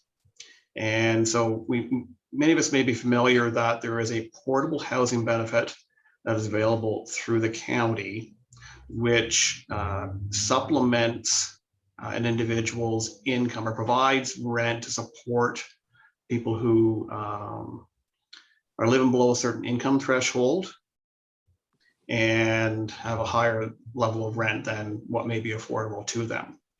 So after considerable discussion with the advisory committee and after consultation with Emily Hollington, the Director of Social Services at the county, as well as staff, the recommendation that came forward from the committee last week was that the advisory committee is asking council to commit 1% of tax revenue to a portable housing benefit. And how that works is not looking for to develop a policy tonight. A policy exists with the county right now, and I think if it's approved, if it's supported by committee and by council, then it would go to staff back for the development of a program. And in essence, there are 60 portable housing benefits across the county right now. So there's a perception that the need is significantly higher.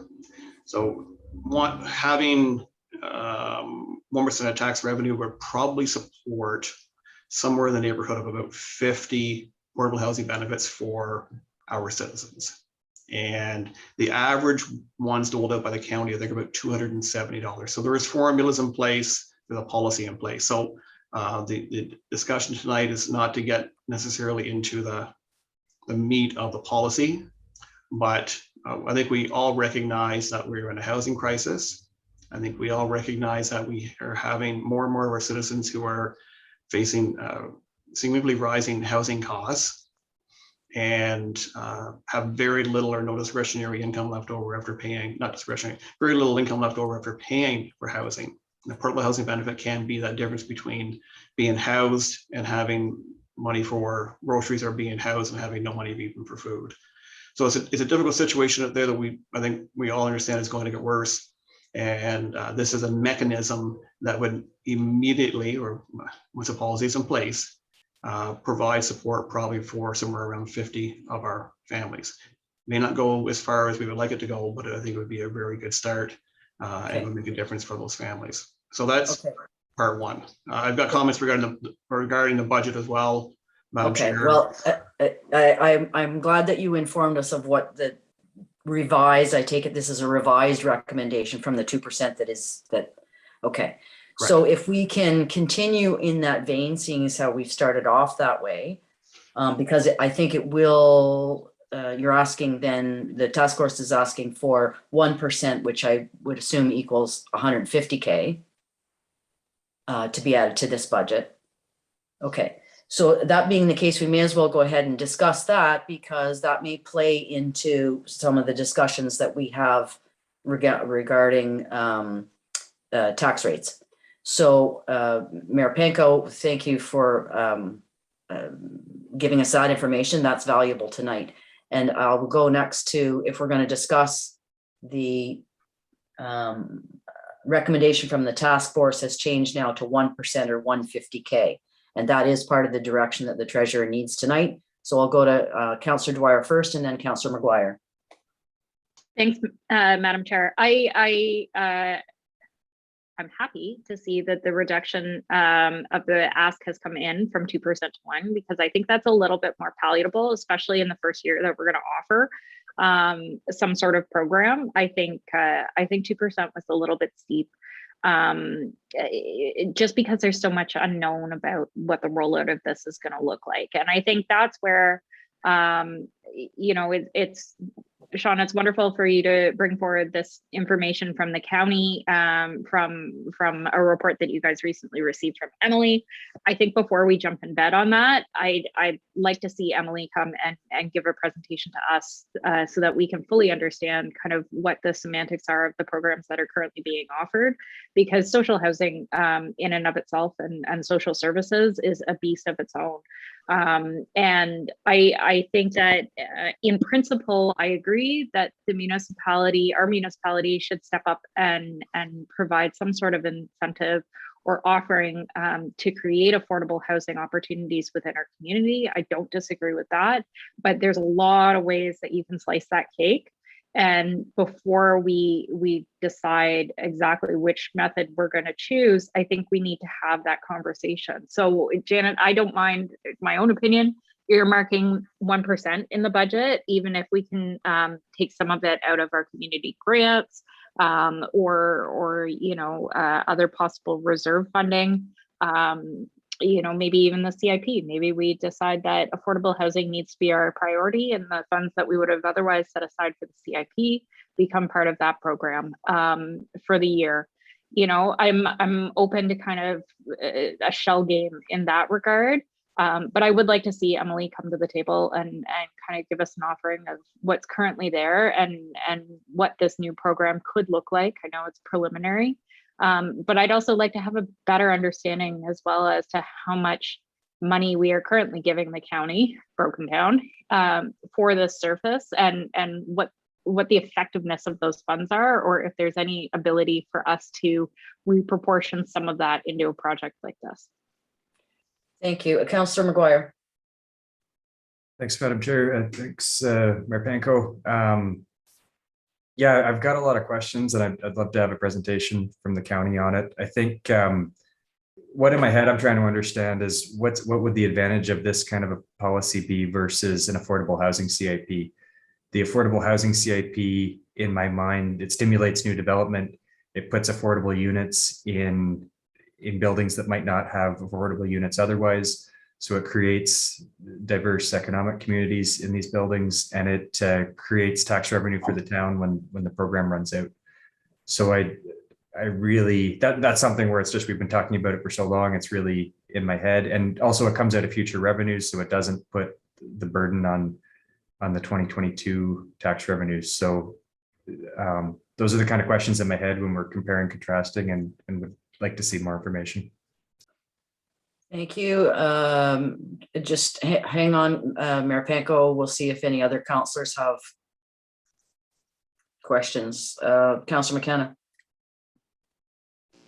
Thank you, Madam Chair. And I said last week that I think our municipality is carrying its share and then some on its fight for equity and housing and food security. And I think we're probably, I'm pretty proud of the efforts to date. And I also said, yes, we can do more. I too would like to have the county come in. I'm very familiar with the portable housing benefit. I'm a fan of it. I'm a fan of it being delivered at the county level. And I did ask a couple of years ago, I sat down with the county about this very idea of investing our own money, and we got into some weeds pretty quickly. What happens if somebody from Smith Falls moves to Perth, and does a portable benefit follow them? And if they were under the county umbrella, it would, but Smith Falls now is funding, we're subsidizing this program. So it got really complicated quickly, and perhaps the county has sorted out some of those details. So I like the idea of a presentation on it. The other issue I have with it is future councils who may want to reduce that if we implement it or take it away are going to end up being the bad guys, because you're some beneficiary living in a subsidized apartment is going to lose that benefit because the council of the day decided that they could no longer afford it, or there were other priorities. So you've really tied their hands. Whereas the CIP gives the council of the day, no matter when they come or who they are, the authority at that time to use that money as they deem fit within the policy. So I do have some challenges with this one, and I think I would benefit from a deeper understanding of how that could actually work. Thank you. Okay, and Councillor Brennan. Yeah, thanks. I agree with Councillor McKenna. You know, housing is a #1 priority in the strategic plan. We all know that. However, we're at the second reading of the budget, and I think this should be discussed outside of that budget discussion at this point. To allocate 1% of tax revenues to this initiative, when in fact, as Councillor McKenna has pointed out, we pay the county to assist with that, and we pay dearly. And so a presentation would be good. But at this point, I'd rather just discuss the budget as presented in the second draft. I realized that 2% request was not part of the second draft of the budget, and I would like to leave it that way for now. And let's get a budget finalized and think about the taxpayers of the town. So I realize the priority is there. I think it should be addressed, but I don't think at this point during a budget discussion and just hearing about it now is the time. I think we should get on with the budget right now. Thank you. I'll go to Councillor Allen and then back to Councillor Dwyer if necessary. Councillor Allen first. Yeah, thank you, Madam Chair. I sit on the Housing Advisory Committee with the mayor, and the need that I think we're trying to address is that our own community have people that cannot afford to live here, cannot afford to live anywhere right now because the cost of housing has gone up so much. And our committee has done a lot of research on how to change some of that, but the difficulty with the developmental charges and having someone, they might have one apartment or two that are what could be affordable is not even affordable to some of the people that have the need in our community. So I agree with the mayor on this one. I would like us to do that, but I think that having Emily here would be a good idea, and you could ask more questions and she could be more precise in sharing the needs. Okay, before Councillor Dwyer, if you don't mind, I'd like to chime in. I think our planning, our task force, our planning staff have done a really stellar job to enact many of or start down the road of changing bylaws that can facilitate and help as much as a municipality can in policy. I recognize the need. I also recognize that the county is an expert in these things, housing, and I don't feel that housing of any kind is really within the municipal role. If we go down this road, it creates an expectation that future councils may not be able to go forward with, but it also creates a reliance on the municipality, much as we've seen happen with other things like the hospital. If we take these things on, where does it stop? The province loves to download to the municipalities, and I think we're sticking our toe in where possibly it does not belong in terms of being a municipality. I see your hand, Mayor Panko. I'm going to go to Councillor Dwyer first and then back to you. Councillor Dwyer. Thank you, Madam Chair. Yeah, and this is more of a question for Janet. I can appreciate all of Council's comments tonight about, is this really a service we want to provide? Is this really our priority? Are there other things that we could be doing? My concern with writing it off completely tonight is that we're going to give Janet the direction to not set aside 1% of the budget for this program. And I gathered that there was a consensus to at least learn more about what is being offered through the county and whether or not this is something that we want to buy services into, whether or not it does make sense, whether or not we should be doing something else with that earmarked funds, say 1% or say 0.5%, say whatever you will.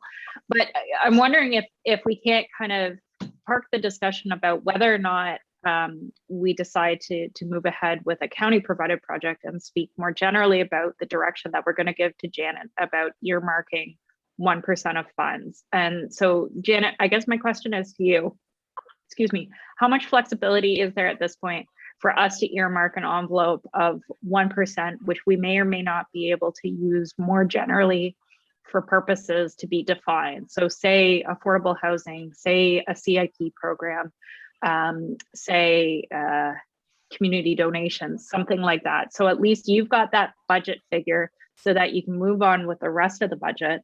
And then council has an opportunity to come back and collectively think about what sort of value we're going to assign to those funds. Does that make sense? Yes. So in my view, there is a tax supported rate stabilization reserve, which if we have a surplus at year end, it gets divvied up 50-50. So there is a target balance for that stabilization reserve, which we're very close to meeting. So in my view, you could make that decision outside of the budget discussions. If you have a presentation, come forward as collectively council decides on a set amount, if that should be the direction, then it could be retrieved from that reserve. Okay, right thanks. now the budget, sorry. No, that's enough for me. That makes me feel a lot better about where we leave the decision tonight. My hesitancy was that, you know, we're coming up to the third year of a pandemic and we're in a housing crisis globally. I don't want to see us postponing making a meaningful policy decision, even if we're not ready to do it as part of budget, beyond the 2022 year. I think there's an onus on us to take some responsibility for moving forward with this. And I think what you have just confirmed is that we do have a little bit more capacity and time to think about this in more detail before we jump to a decision. So thank you. And it would appear that the consensus is that we have the county come back and talk to us. I'm coming to you, Mayor Panko, but I will circle back to, it appears that is the consensus so far, but you can have the final word on this one because I think I see where we're going. Thank you. Just to address some of the comments and questions that have come up, let's remember that we've had Housing Task Force work through 2020. Housing Advisory Committee worked through 2021. Numerous meetings, many people, there are people who were on both the task force and the advisory committee.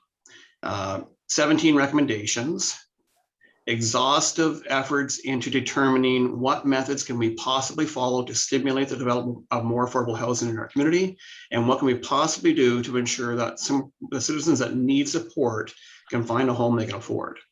So last census indicated there was 2,120 members of our community, but 25% of our community who are living below the low income measure. There were a total of 42% of our individuals had incomes of less than $30,000 a year. For a couple making $60,000, you need a couple making $60,000 a year to afford today's market rent. If you're going to say $2,000 a month at rent, you need a combined family income of 60 grand. We have thousands of people, probably thousands of families who are below that level.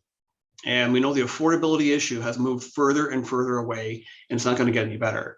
While I'm encouraged that an affordable housing CIP, some changes to planning, other mechanisms will help eventually create more affordable housing here, we're years away from not making a difference.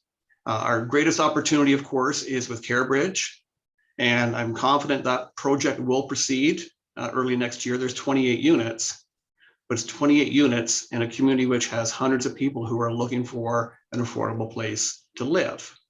And in my mind, the most meaningful thing we can do is provide for the fundamental needs of our citizens. And we are already providing $16,000 a year to our share of the county's affordable housing benefit. we're actually committing about $400,000 a year through our shared services agreement towards the Lanark County housing budget. So we're already in the housing business, whether we want to be or not. It's not a provincial responsibility, it's a municipal responsibility. And in this instance, after extensive work by our Housing Advisory Committee, the conclusion they reached is that the most meaningful method of helping our citizens find an affordable place to live is through a portable housing benefit. The county is potentially willing to administer the program. We're hands off. We would simply provide the funding that would be dedicated to Smiths Falls residents. The method is there, the model is there. We're already in the business. We are already making these contributions. This simply enhances what we are doing in a manner that is very meaningful and quite immediate. And we're talking about roughly 25 to 30% of our citizens who are probably housing insecure in many ways today. Providing support for 30, I don't think is a big stretch. And I think to shove this off, I think is suggesting that this segment of our community may not be as important as others. And I think housing has to be a fundamental need. If I can finish, Madam Chair, housing is the most important thing I believe we can do for our citizens. My opinion, there may be different opinions here, but we're going to have a bigger crisis if we don't step up and do something beyond what we're doing already. Councillor McKenna. I agree with almost everything you've said, Mayor Panko. And I've spent my whole life in this field and working with this population, and so I'm on board. There's no question. I will not. I've also seen bad policy come forward, and people in a rush throw money at things trying to solve problems, and I just want to get this right. And I also understand where the real power lies, and it's at Queen's Park and at the federal government, and the real money lies there. We can do more, I've said that, and I am interested in if, as I said, this came up 2 years ago. I sat down with the county and discussed it. There's some serious policy questions that come out of this approach that I need addressed. It's called portable, which means they can go anywhere in the county. And so how can money from Smiths Falls follow? Anyways, I won't get into the details. Rest assured, I'm on board with the folks that we're all talking about. And I think everybody on council is.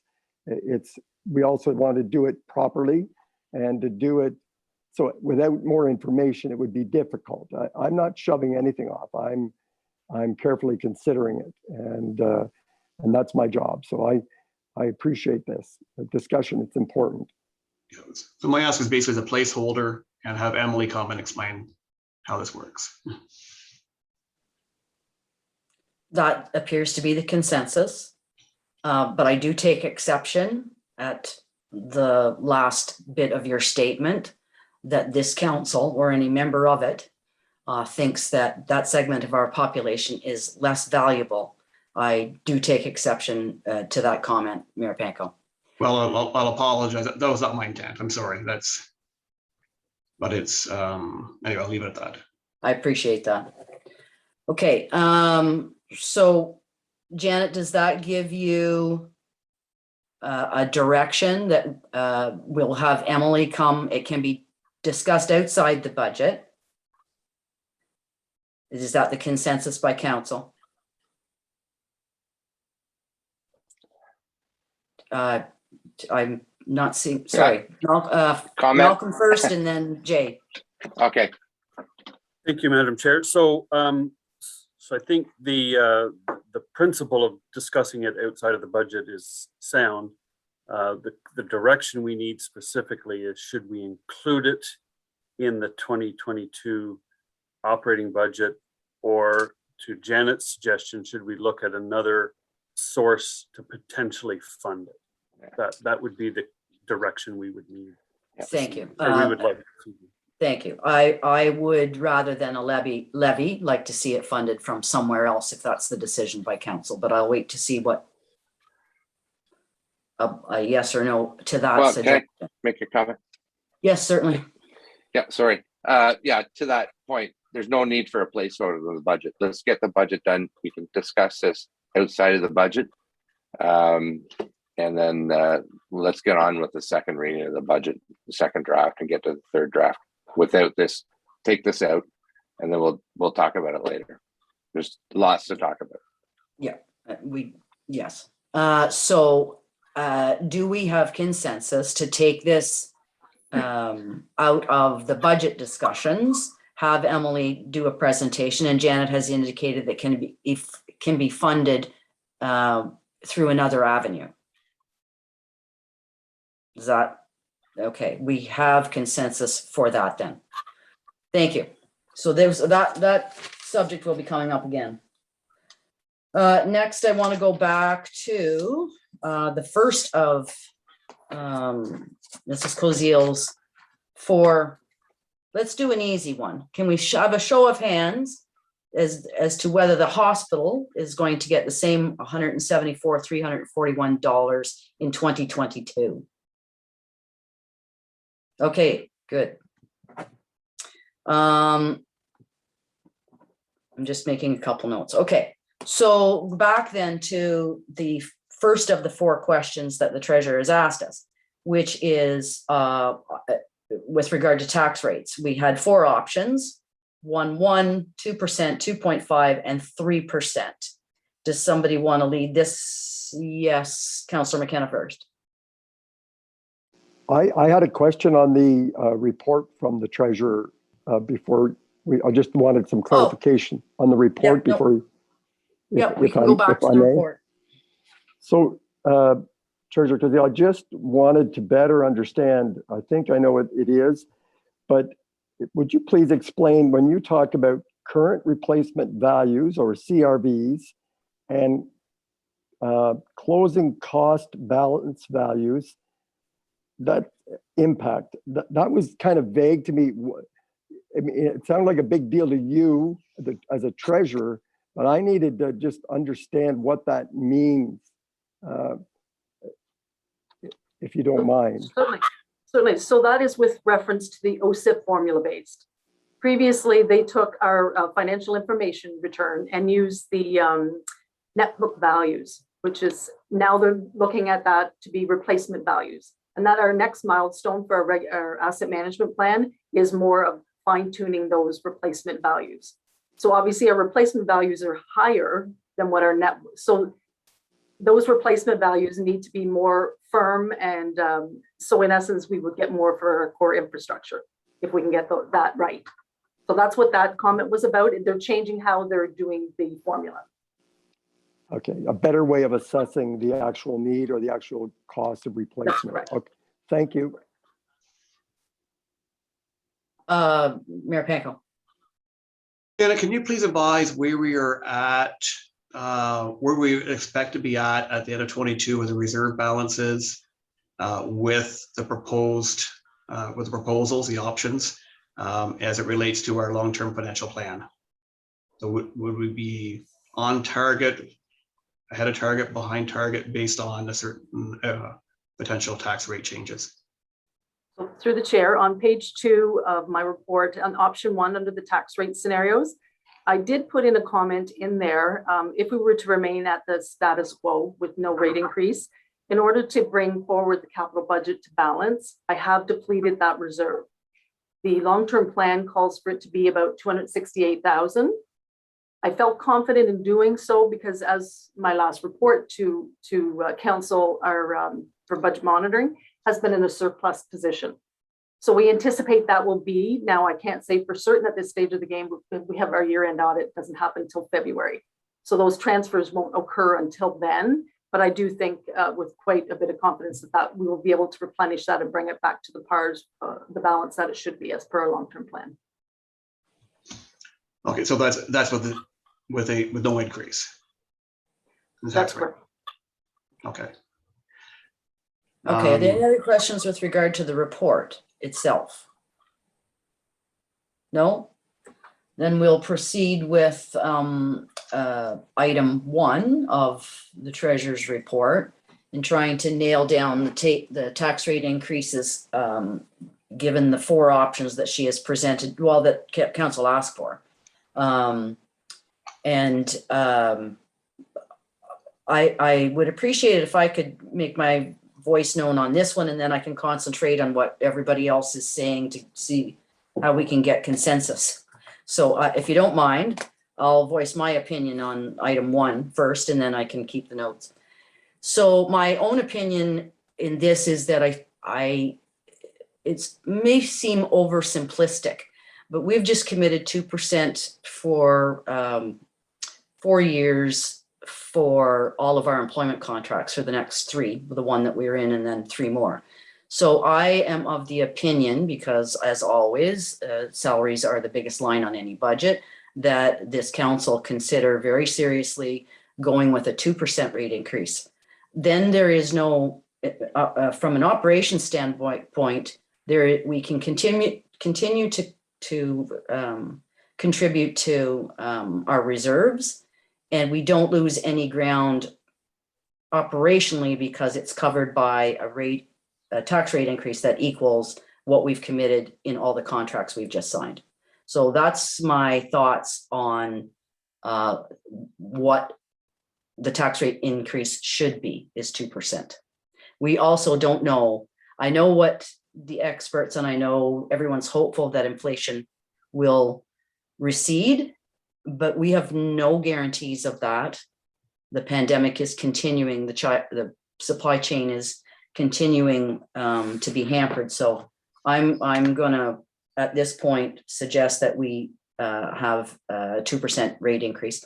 Now, I would love to hear from my colleagues. I'll go for Councillor Brennan first, and then Mayor Panko. Okay, so Janet, can you again enlighten us on the implications of leaving it the same, which was 1.1? What's the implications of that? I'm sorry, the present draft is status quo. There is no tax rate increase. Okay. So what is the CPI presently? I believe it's 3 something. It went up to 3.9. That's the average. That's till the end of October. Yeah. So I would prefer to see the status quo. However, in past years, we've done the CPI, and which has always been historically low and sort of easy to do. So I would support a 2 on this, and the lower end on both the wastewater and the water. But I think that we're coming under inflation. And if I look at our neighbors and other places in Ontario, it's a similar situation. I think we've probably done better at that rate. So sort of with some regret, I'd support it too, just to keep us afloat here. And I think that's probably what we're trying to do. So. Okay, thank you. Other thoughts on this particular? Yeah, sorry, Mayor Panko, you were in the queue. Yeah, thank you. So Janet, I don't have right in front of me, but I think the overall growth indicated in the second report is about 6.5%. Is that? That's correct. Yes, that's correct. So I think we've been, I would say, very fortunate, but I think a lot of good decisions in the past, a lot of great work by staff. But overall, I think we're in an enviable position. And this is for Lorraine and Jay and I's our 12th budget. For the rest, it'll be number 4. And I don't think we've ever been in a position where we've had this kind of growth. There's been years when there's been extremely modest levels of growth. So if there's ever a time when we would be able to hold the rate and provide a degree of relief and not have any meaningful impact on our reserves or our budget, now would be the time to do it. And when you think of it, if we go with option 1, we hold the same tax rate as we had for 2021. The difference means there's $344,324 less going into our capital reserves. And let's not forget, we've got a lot of development underway. We have a lot of multi-residential developments that will be coming on board in the next couple of years, which will help also add to our bottom line. So when you think if we continue with growth, it's going to make a difference. There may be a year when tax rate will have to go up, and that could be next year or the year after. But I think if there were a time, we had an opportunity to hold the rate and maybe pass on a bit of savings, now would be the time to do it. Thank you. Other councillors wishing to weigh in? Councillor McKenna and then Councillor Maguire. Council has, thank you, Madam Chair.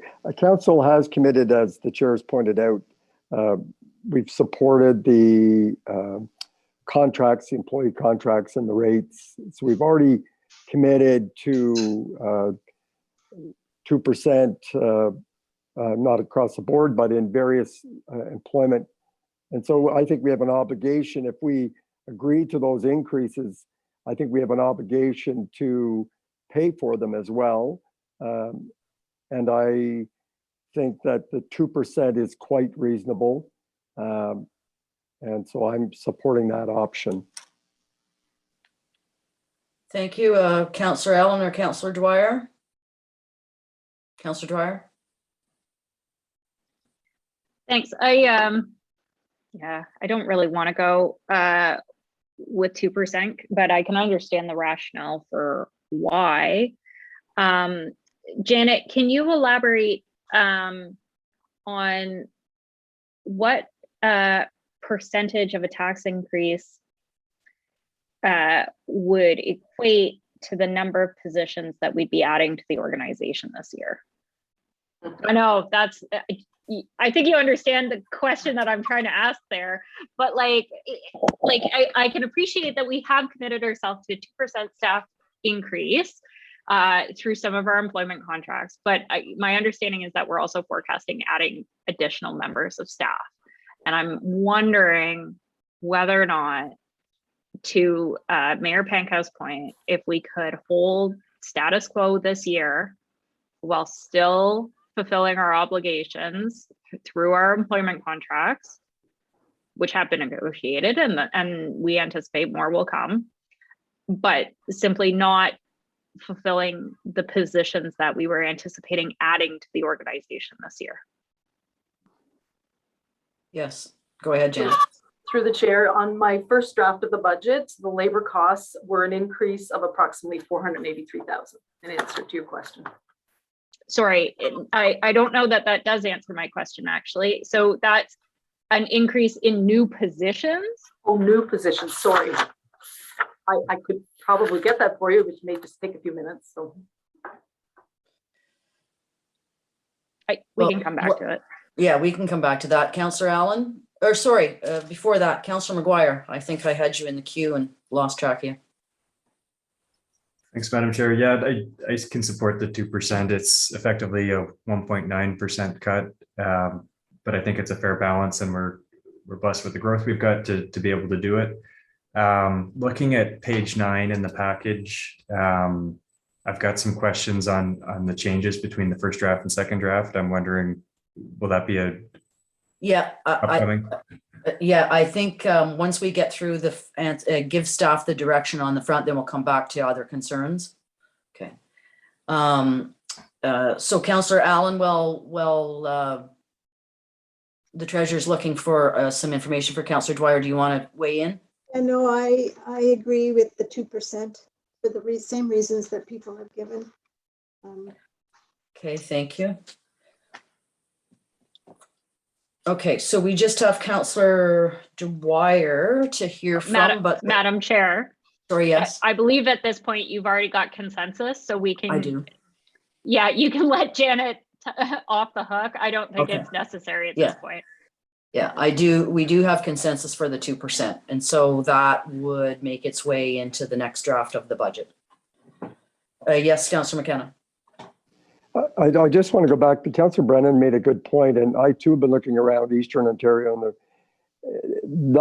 if we do indeed go ahead with the 2%, that is one of the lowest in the municipalities that I've been watching. And I think, you know, it's not zero, but I think I'm very satisfied with that in comparison to our other neighboring municipalities. It's a pretty fair, it's very fair.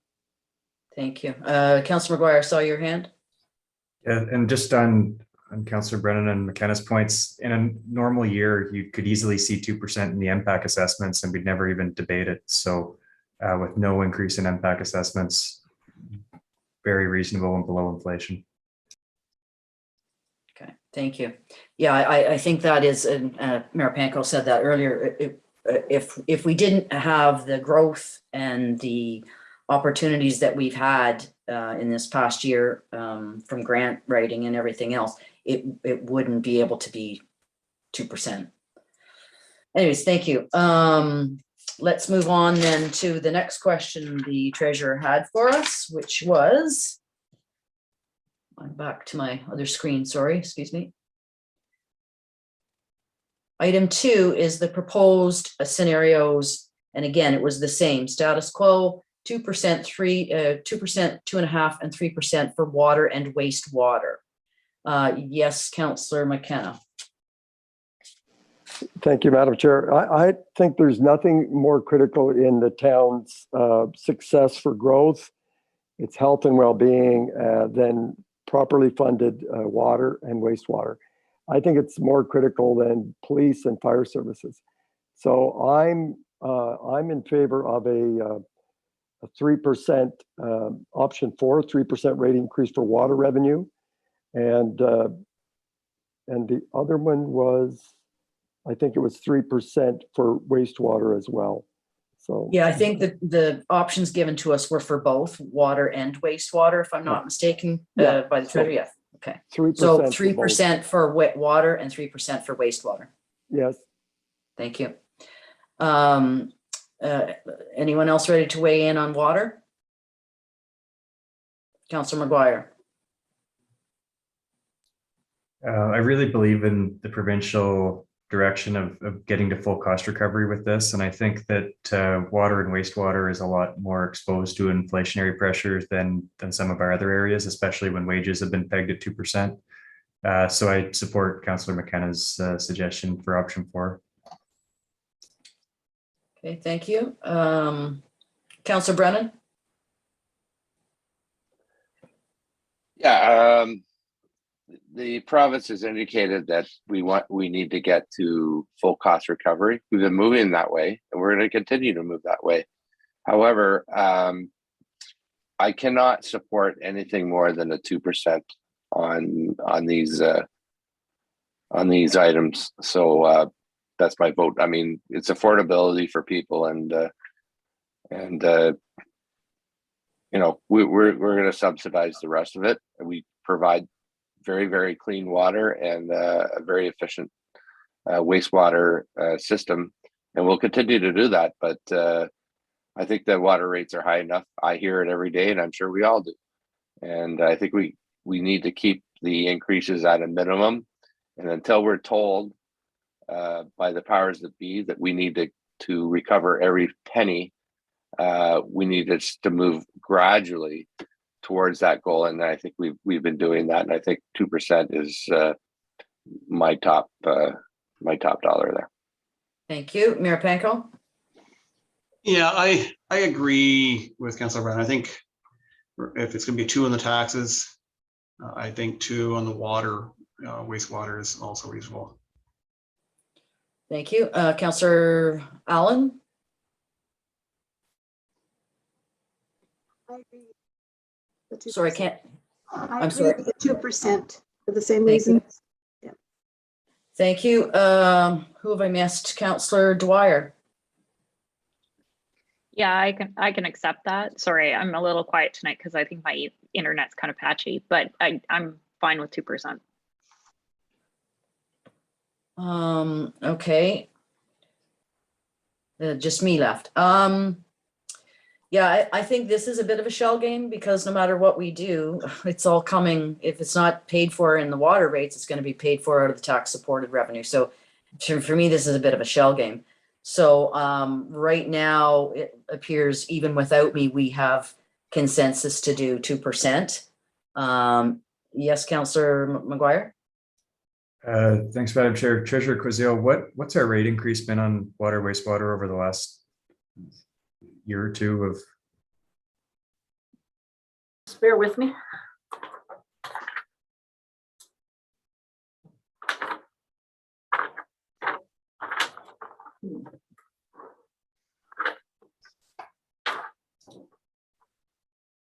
I had it here. Sorry. So in 2021, it was 1.1, 2020, 1.9, 2019, 2 and 3, and 2018, 2 and 3. Does that, sorry, Councillor Brennan, yeah? Yeah, so add all those up, and the last 5 years it's gone up, what, 8% or something? Well, if my math is right, Yeah. it was 2, 2, 1.9, and 1.1, so 2, 4, 6, 7. Yeah, Councillor McGuire. You're quick. I guess just running those numbers quick, it's averaging less than inflation. So with that, I'm concerned that we'll never get to cost recovery if we don't. But I think that the tax break is going to give people a lot bigger break than the water bills will. So that's my rationale on sticking with the 3%. Thank you. Yeah, and because again, I think we have consensus for 2% even without me, but I would say because I believe this is a shell game, either we put it in the water rates or we take it out of tax supported. Either way, the money's coming from the same taxpayer. So I would say 3. But again, the consensus would be Brennan, Panko, Allen, and Dwyer are all for 2. So that is consensus for 2. Okay. All right. Now, so that takes care of option 2, water, wastewater, the hospital donation. We've decided item 1 was taken care of at 2%, and we have taken the affordability, the potential of 1% off the table for now. So that would appear that we have answered all the treasurer's questions, and she has direction for everything she asked us for. Now I'm going to give everyone an opportunity to see if there's anything else that Mrs. Quazile didn't ask us for, but that we wanted to flag for staff before we end this discussion tonight and get ready for a draft 3. So Councillor McKenna. Thank you, Madam Chair. I just want to go back to the library. We've been putting our amazing library off for a number of years. I mean, I see that there's some work being identified in insulation, roof repairs. There was a larger renovation in the hopper, and could staff just let me know where that is at? Is it in the pipeline? Is it costed? And is there some way that we could address more than just repairing the roof and insulation? Not that they aren't important. Cyril Morrisall. Yeah, Madam Chair, I would refer that question to Director Manhire. Mr. Manhire, turn your camera back on because you're going to field this. Madam Chair.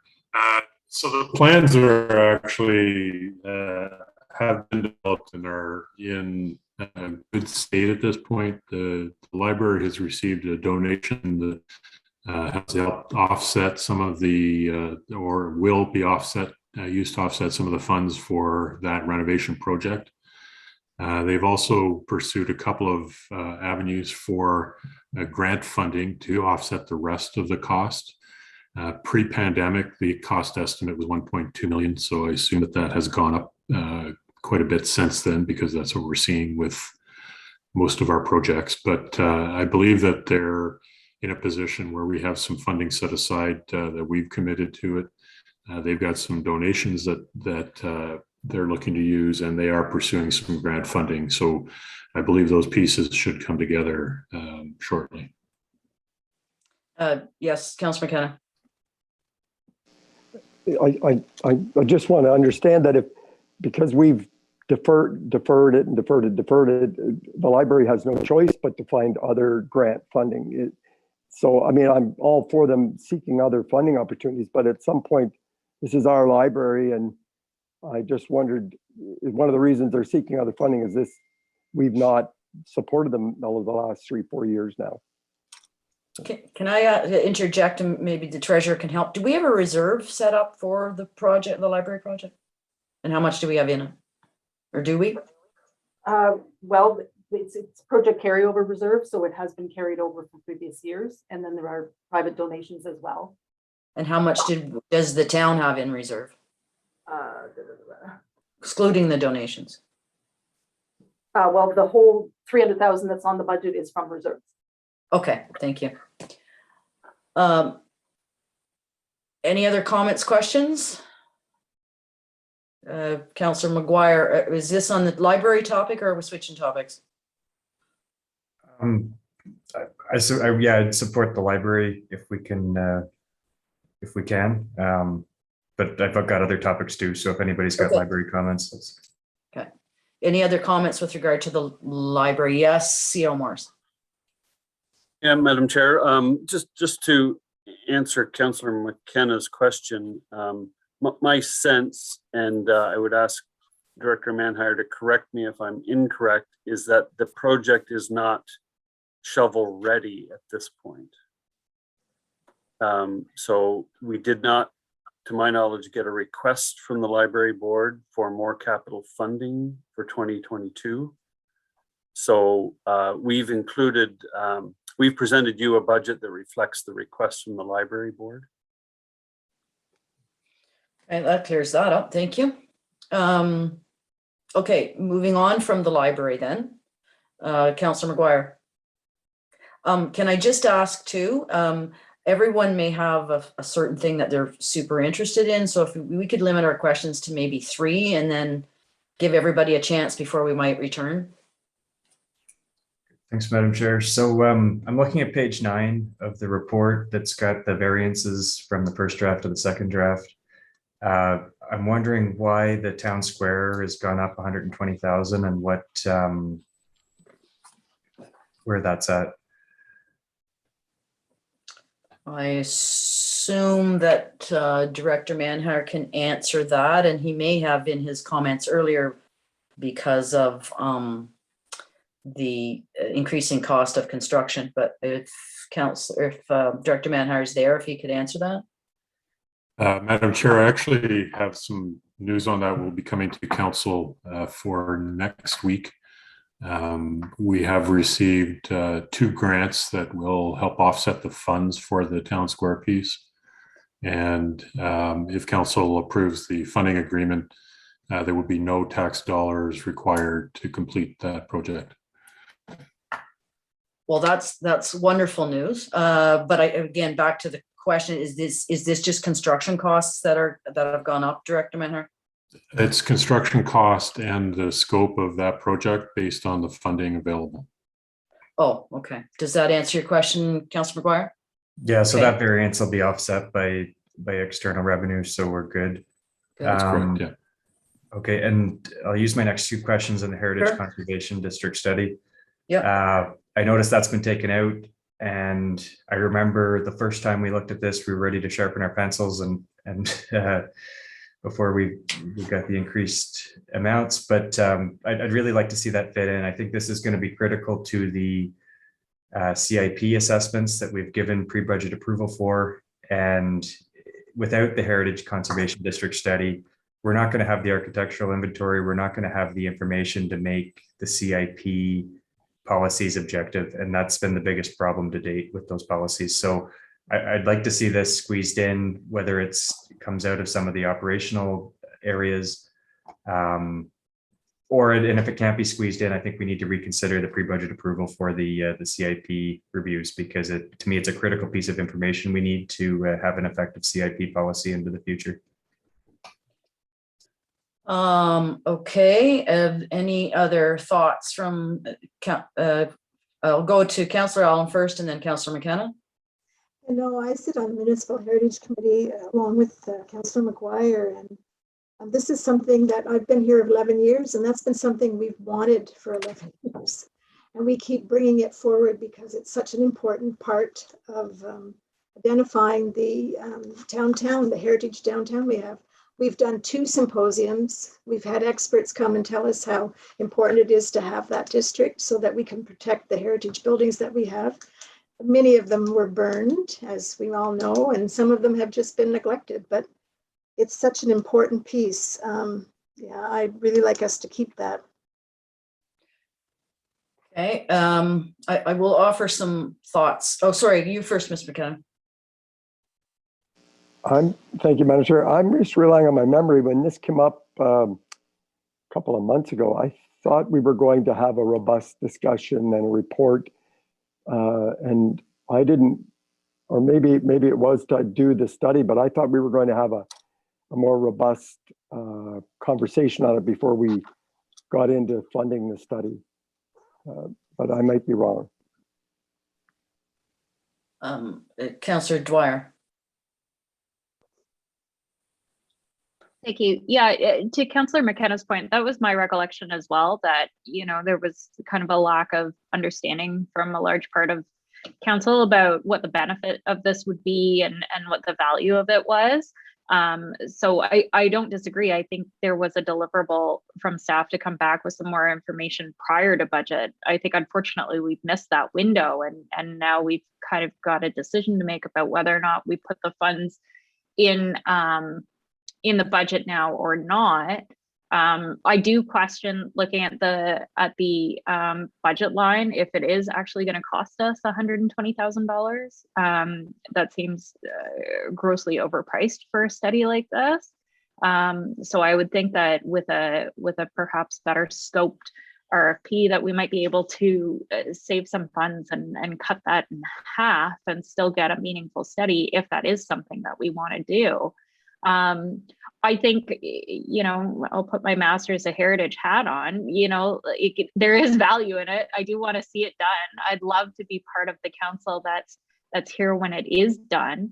But my fear, quite frankly, and I've had this conversation with Councillors Allen and McGuire today, is that there's a lot of misconception around what this study would be, as evident through Councillor McKenna's own question, and what the impact to property owners is going to be. So I think if we're going to undertake something like this, it needs to be done well, and it needs to be done slowly so that stakeholders are able to provide meaningful community consultation on that.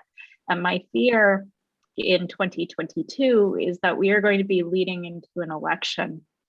And I would hate to see this become purely an election issue, because as we have seen in other communities in our area, when that happens, there comes a point where there's a lot more misinformation than fact being circulated. And I think that jeopardizes the success of a study like this. So for that reason, I'm actually in favor of deferring this to a future budget year. But I would suggest that in doing so, that we have staff come back with a report about what the value of doing a study like this is, because I think, to Councillor McGuire's point, there is great value to use it to inform the other works that we have been struggling with. I don't think that 2022 is the year to do so. Thank you, Councillor Brennan. Yeah, I mean, great discussions. The library, this discussion, we just agreed on a tax rate and a water and wastewater rate. So it's sort of post haste. So I think this should all come back again to council and have a talk about it. But I think we've decided on the budget tonight. Thank you. Mayor Panko? Yeah, I admit I wouldn't be prepared to support a Heritage Conservation District study at this stage because I don't know enough about it. And so I think it is potentially premature. I guess the other question to staff, is this something the building reserve could fund? And again, I think a report should come back with greater details, so we have a greater understanding, and whether that means we do something out of budget in 2022 out of the building reserve, or if it just happens to get deferred until 2023, but I can't make a decision at this stage. Sorry, I'll go to Councillor McGuire first and then CO Morris. Thanks, Madam Chair. So I just want to remind Council, report 2021-070 from Senior Planner Granke on June 24th was with the recommendation that Council receives report for information and that Council provides direction for inclusion in an upcoming budget discussion. So that's the context that sets the stage. It was a 7-page report. We debated it. Senior Planner Granke was on hand to answer our questions, and my understanding is that that's why this is here. So this is, that's 6 months ago. And there's been 6 months to consider this and to really look at it. I think it's critical for the CIP assessment to have this information. And I think that there's enough room in the budget with everything we've already previously agreed to tonight to try to fit it in. It's just, is there the will there to do it? I think there's always going to be a good reason not to do it, but as Councillor Allen says, she's been working on this for 11 years, and at some point you have to start. I don't think it's going to be a 1-year thing, but I think 2022 is the year to start. CO Morris. Thank you, Madam Chair. So Councillor McGuire just touched on the point I was going to make, that we have reported on this, and if committee believes you need further information, we can certainly do that, and we could address the question the mayor just asked about funding it from the building reserve. I don't know if that would be appropriate, but we could answer any additional questions you might have. But our understanding as staff is that this had already been discussed. It wasn't approved for the budget. It was only to come forward for discussion at budget. Well, apparently that's the discussion we're having then. With regard to my feeling on this, I'm kind of almost of two minds, because the CIP has always been somewhat frustrating to me personally. It's way too subjective, and I would rather have some objective measuring sticks for CIP. But 120 is a big amount of money. And I hate to throw something in we aren't discussing, but I'm sure that half of that money could pay for a roof for real. So I'm trying to think about how we could get the biggest bang for our buck in a couple places. I'll go back to Councillor McGuire, and then we'll have to come to some consensus here. Thanks, Madam Chair. I think one thing to consider is the amount of money that we're spending on studies in the meantime. So last year we spent $50,000 on a RED grant. The RED grant's name was something like reviving our heritage, improving our downtown, and there ended up being no heritage component to it. And the MHC is unhappy with the renderings, and they were supposed to have an accessibility component, which they didn't. So I'm not sure how much value we're going to get out of that $50,000. Now in this year's budget, we're going to spend another $50,000 on a CIP assessment. Now we're up to $100,000. We're almost where the HCD is. So the question is, when do we move on from the sticker shock and do our homework, do the base work that needs to be done, and then we can start building off that. But if we don't have these foundational documents, we just keep spending money on these studies that aren't going to get us anywhere. Okay, I'm trying. We've got a lot of opinions here. So yes, Councillor Dwyer. Yeah, I hate to do this, but I'll flip my vote. I think Councillor McGuire makes compelling or why it's necessary and how much money we are throwing hand over fist at studies that don't seem to have the desired impact that we want. So in that regard, I would support adding it back in the budget. And so if a motion is necessary, I will move that. So if I've read this right, we are tied between going ahead with it and not going ahead with it. And I think I'm probably going to, I think I'm gonna vote to let it stay in the budget because it is the foundation for a path to a CIP that is not as subjective and is focused on the right things that we want to have happen in our downtown. So, but I would also say, if there is an opportunity to access the ever-growing building reserve to pay for some of these, how some of these projects could indeed find a link to be paid for out of that ever-increasing building reserve, that would be optimal.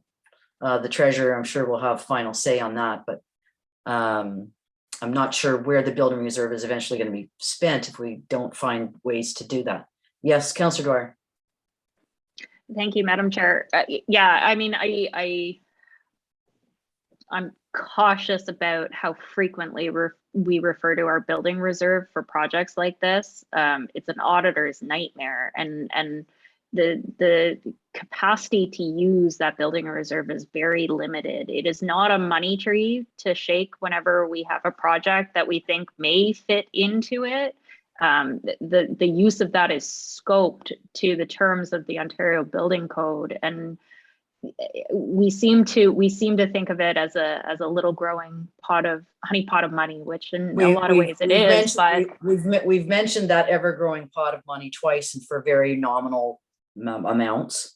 One I think was we've mentioned it more than that. But the one, point being, one for 11,000, just and be cautious, at least I please. have. This is a bigger pot, but so with that all being said, we have consensus to leave. So McGuire, Allen, Dwyer, and Alford have agreed to leave that money in there for the municipal heritage study. But again, I'm a little sticker shocked on it. I'm not sure why it would take $120,000. And it's a study that will come back to this council or our council to decide what to do with that study. So if that's the case, it is now 7:37. I think we've hit all the high points. Is there any burning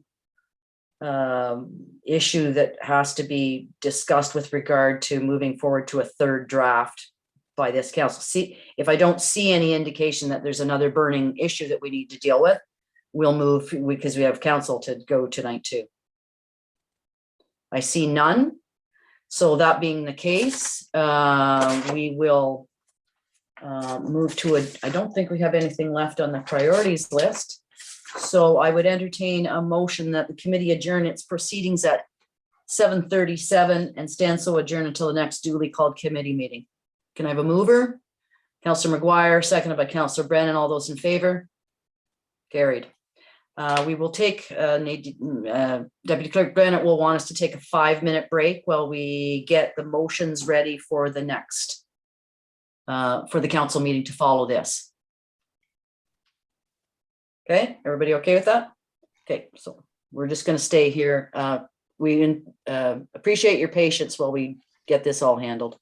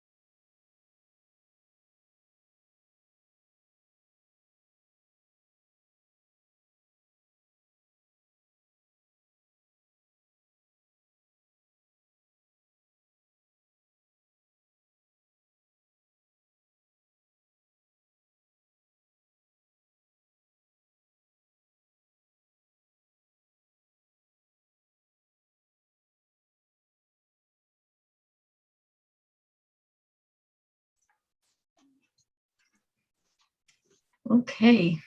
Yeah. All right, so we'll be adding one bylaw and one resolution to tonight's special meeting. The first bylaw with respect to the food cycler agreement, and in the base of that bylaw will have the pre-budget approval will be with Councillor Chris McGuire, and the miscellaneous motion will be with Councillor McKenna, and adjournment will be with Councillor Allen, please. Chris, I'll second your food processor. I just heard my name, Nadine. I'm sorry. Oh, my apologies. Yes, we'd like you to do miscellaneous motion 8.1. That's the award of the engineering services contract extension. Okay. And I just need a seconder. Councillor Dwyer, okay. Need a seconder too. I'll be one. Okay, As long as I don't have to move anything, I'm kind of tired now. Hey, we got everything organized. Anybody have any reports? Assume not, okay. Do you want to talk about the parade, Mayor Panko? I won't bother. Okay. It was fun. Yeah, we weren't too bad. We're fortunate.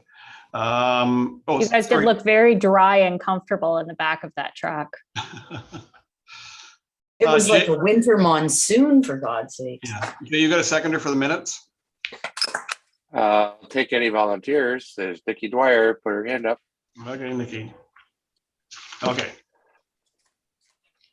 I assume we are still live.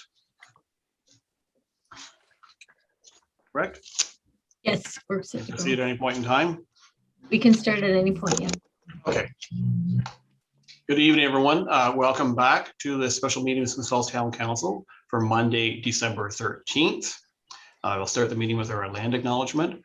On December 13th, 2021, we acknowledge that the sacred land in which Smith Falls is now located has been a site of human activity for over 10,000 years and is rich in Indigenous history. This land is the ancestral and unceded territory of the Algonquin and Anishinaabe Nation. We are grateful to the Algonquin ancestors who cared for the land and water in order that we might meet here today. We're also grateful to the Algonquin people for their contribution in making of the Rideau Canal, which runs through Smith Falls. We are mindful of broken covenants and the need to reconcile with all our relations. Together, may we care for this land and each other, drawing on the strength of our mutual history of nation building through peace and friendship, being mindful of generations to come. I'll ask for disclosure of monetary interest. I see none. We do have an adoption of minutes this evening with Councillor Brennan, please. Thank you. Moved by myself, seconded by Councillor Dwyer. The minutes of the November 8th, 2021, November 15th, 2021, November 22nd, 2021, and December 6th, 2021 council meetings be approved as circulated. Thank you. Moved by Councillor Brennan, second by Councillor Dwyer, that the minutes of the November 8th, 2021, November 15th, 2021, November 22nd, 2021, and December 6th, 2021 council meetings be approved as circulated. All in favor? Carried. Thank you. Any reports this evening? I see none. We'll go right to our one bylaw, which is with Councillor McGuire, please. Thank you, Your Worship. Moved by myself and seconded by Councillor Dwyer that a bylaw to authorize execution of a partnership agreement with the Food Cycle Science Corporation be received and read a first time and taken as read a second time. Thank you. Moved by Councillor McGuire, second by Councillor Dwyer, that a bylaw to authorize execution of a partnership agreement with the Food Cycle Science Corporation be received and read a first time and taken as read a second time. All in favor? It's carried. Thank you. Discussion, Councillor McGuire. This is a really exciting pilot project where 100 houses in town will get to test out these food cycle units. They essentially vaporize your food waste. That reduces the weight, reduces the smell, and then it creates a soil amendment that can go into your garden. It's got a lot of potential, and we look forward to seeing the data from it. It'll cost $150, and the rest will be subsidized by the federal and municipal government. Thank you. Any further discussion? May I have a third reading, please? Moved by myself and seconded by Councillor Dwyer that a bylaw to authorize execution of a partnership agreement with the Food Cycle Science Corporation be now read a third time and finally passed, signed, sealed, and numbered 10291-2021. Thank you. Moved by Councillor McGuire, seconded by Councillor Dwyer, that a bylaw to authorize execution of a partnership agreement with the Food Cycle Science Corporation be now read a third time and finally passed, signed, sealed, and numbered 10291-2021. All in favor? Carried. Thank you. That's it for our bylaws. Councillor McKenna, you have our first motion. Yes, moved by myself and seconded by Councillor Dwyer, that the Council of the Corporation of the Town of Smith Falls extend standing offers for engineering services, treatment facilities to RV Anderson Associates Limited, EVB, and JL Richards, and further, the council authorized the mayor and the clerk to execute the final contract extension with each of the three firms as presented in report number 2021-177. Thank you. Discussion, please.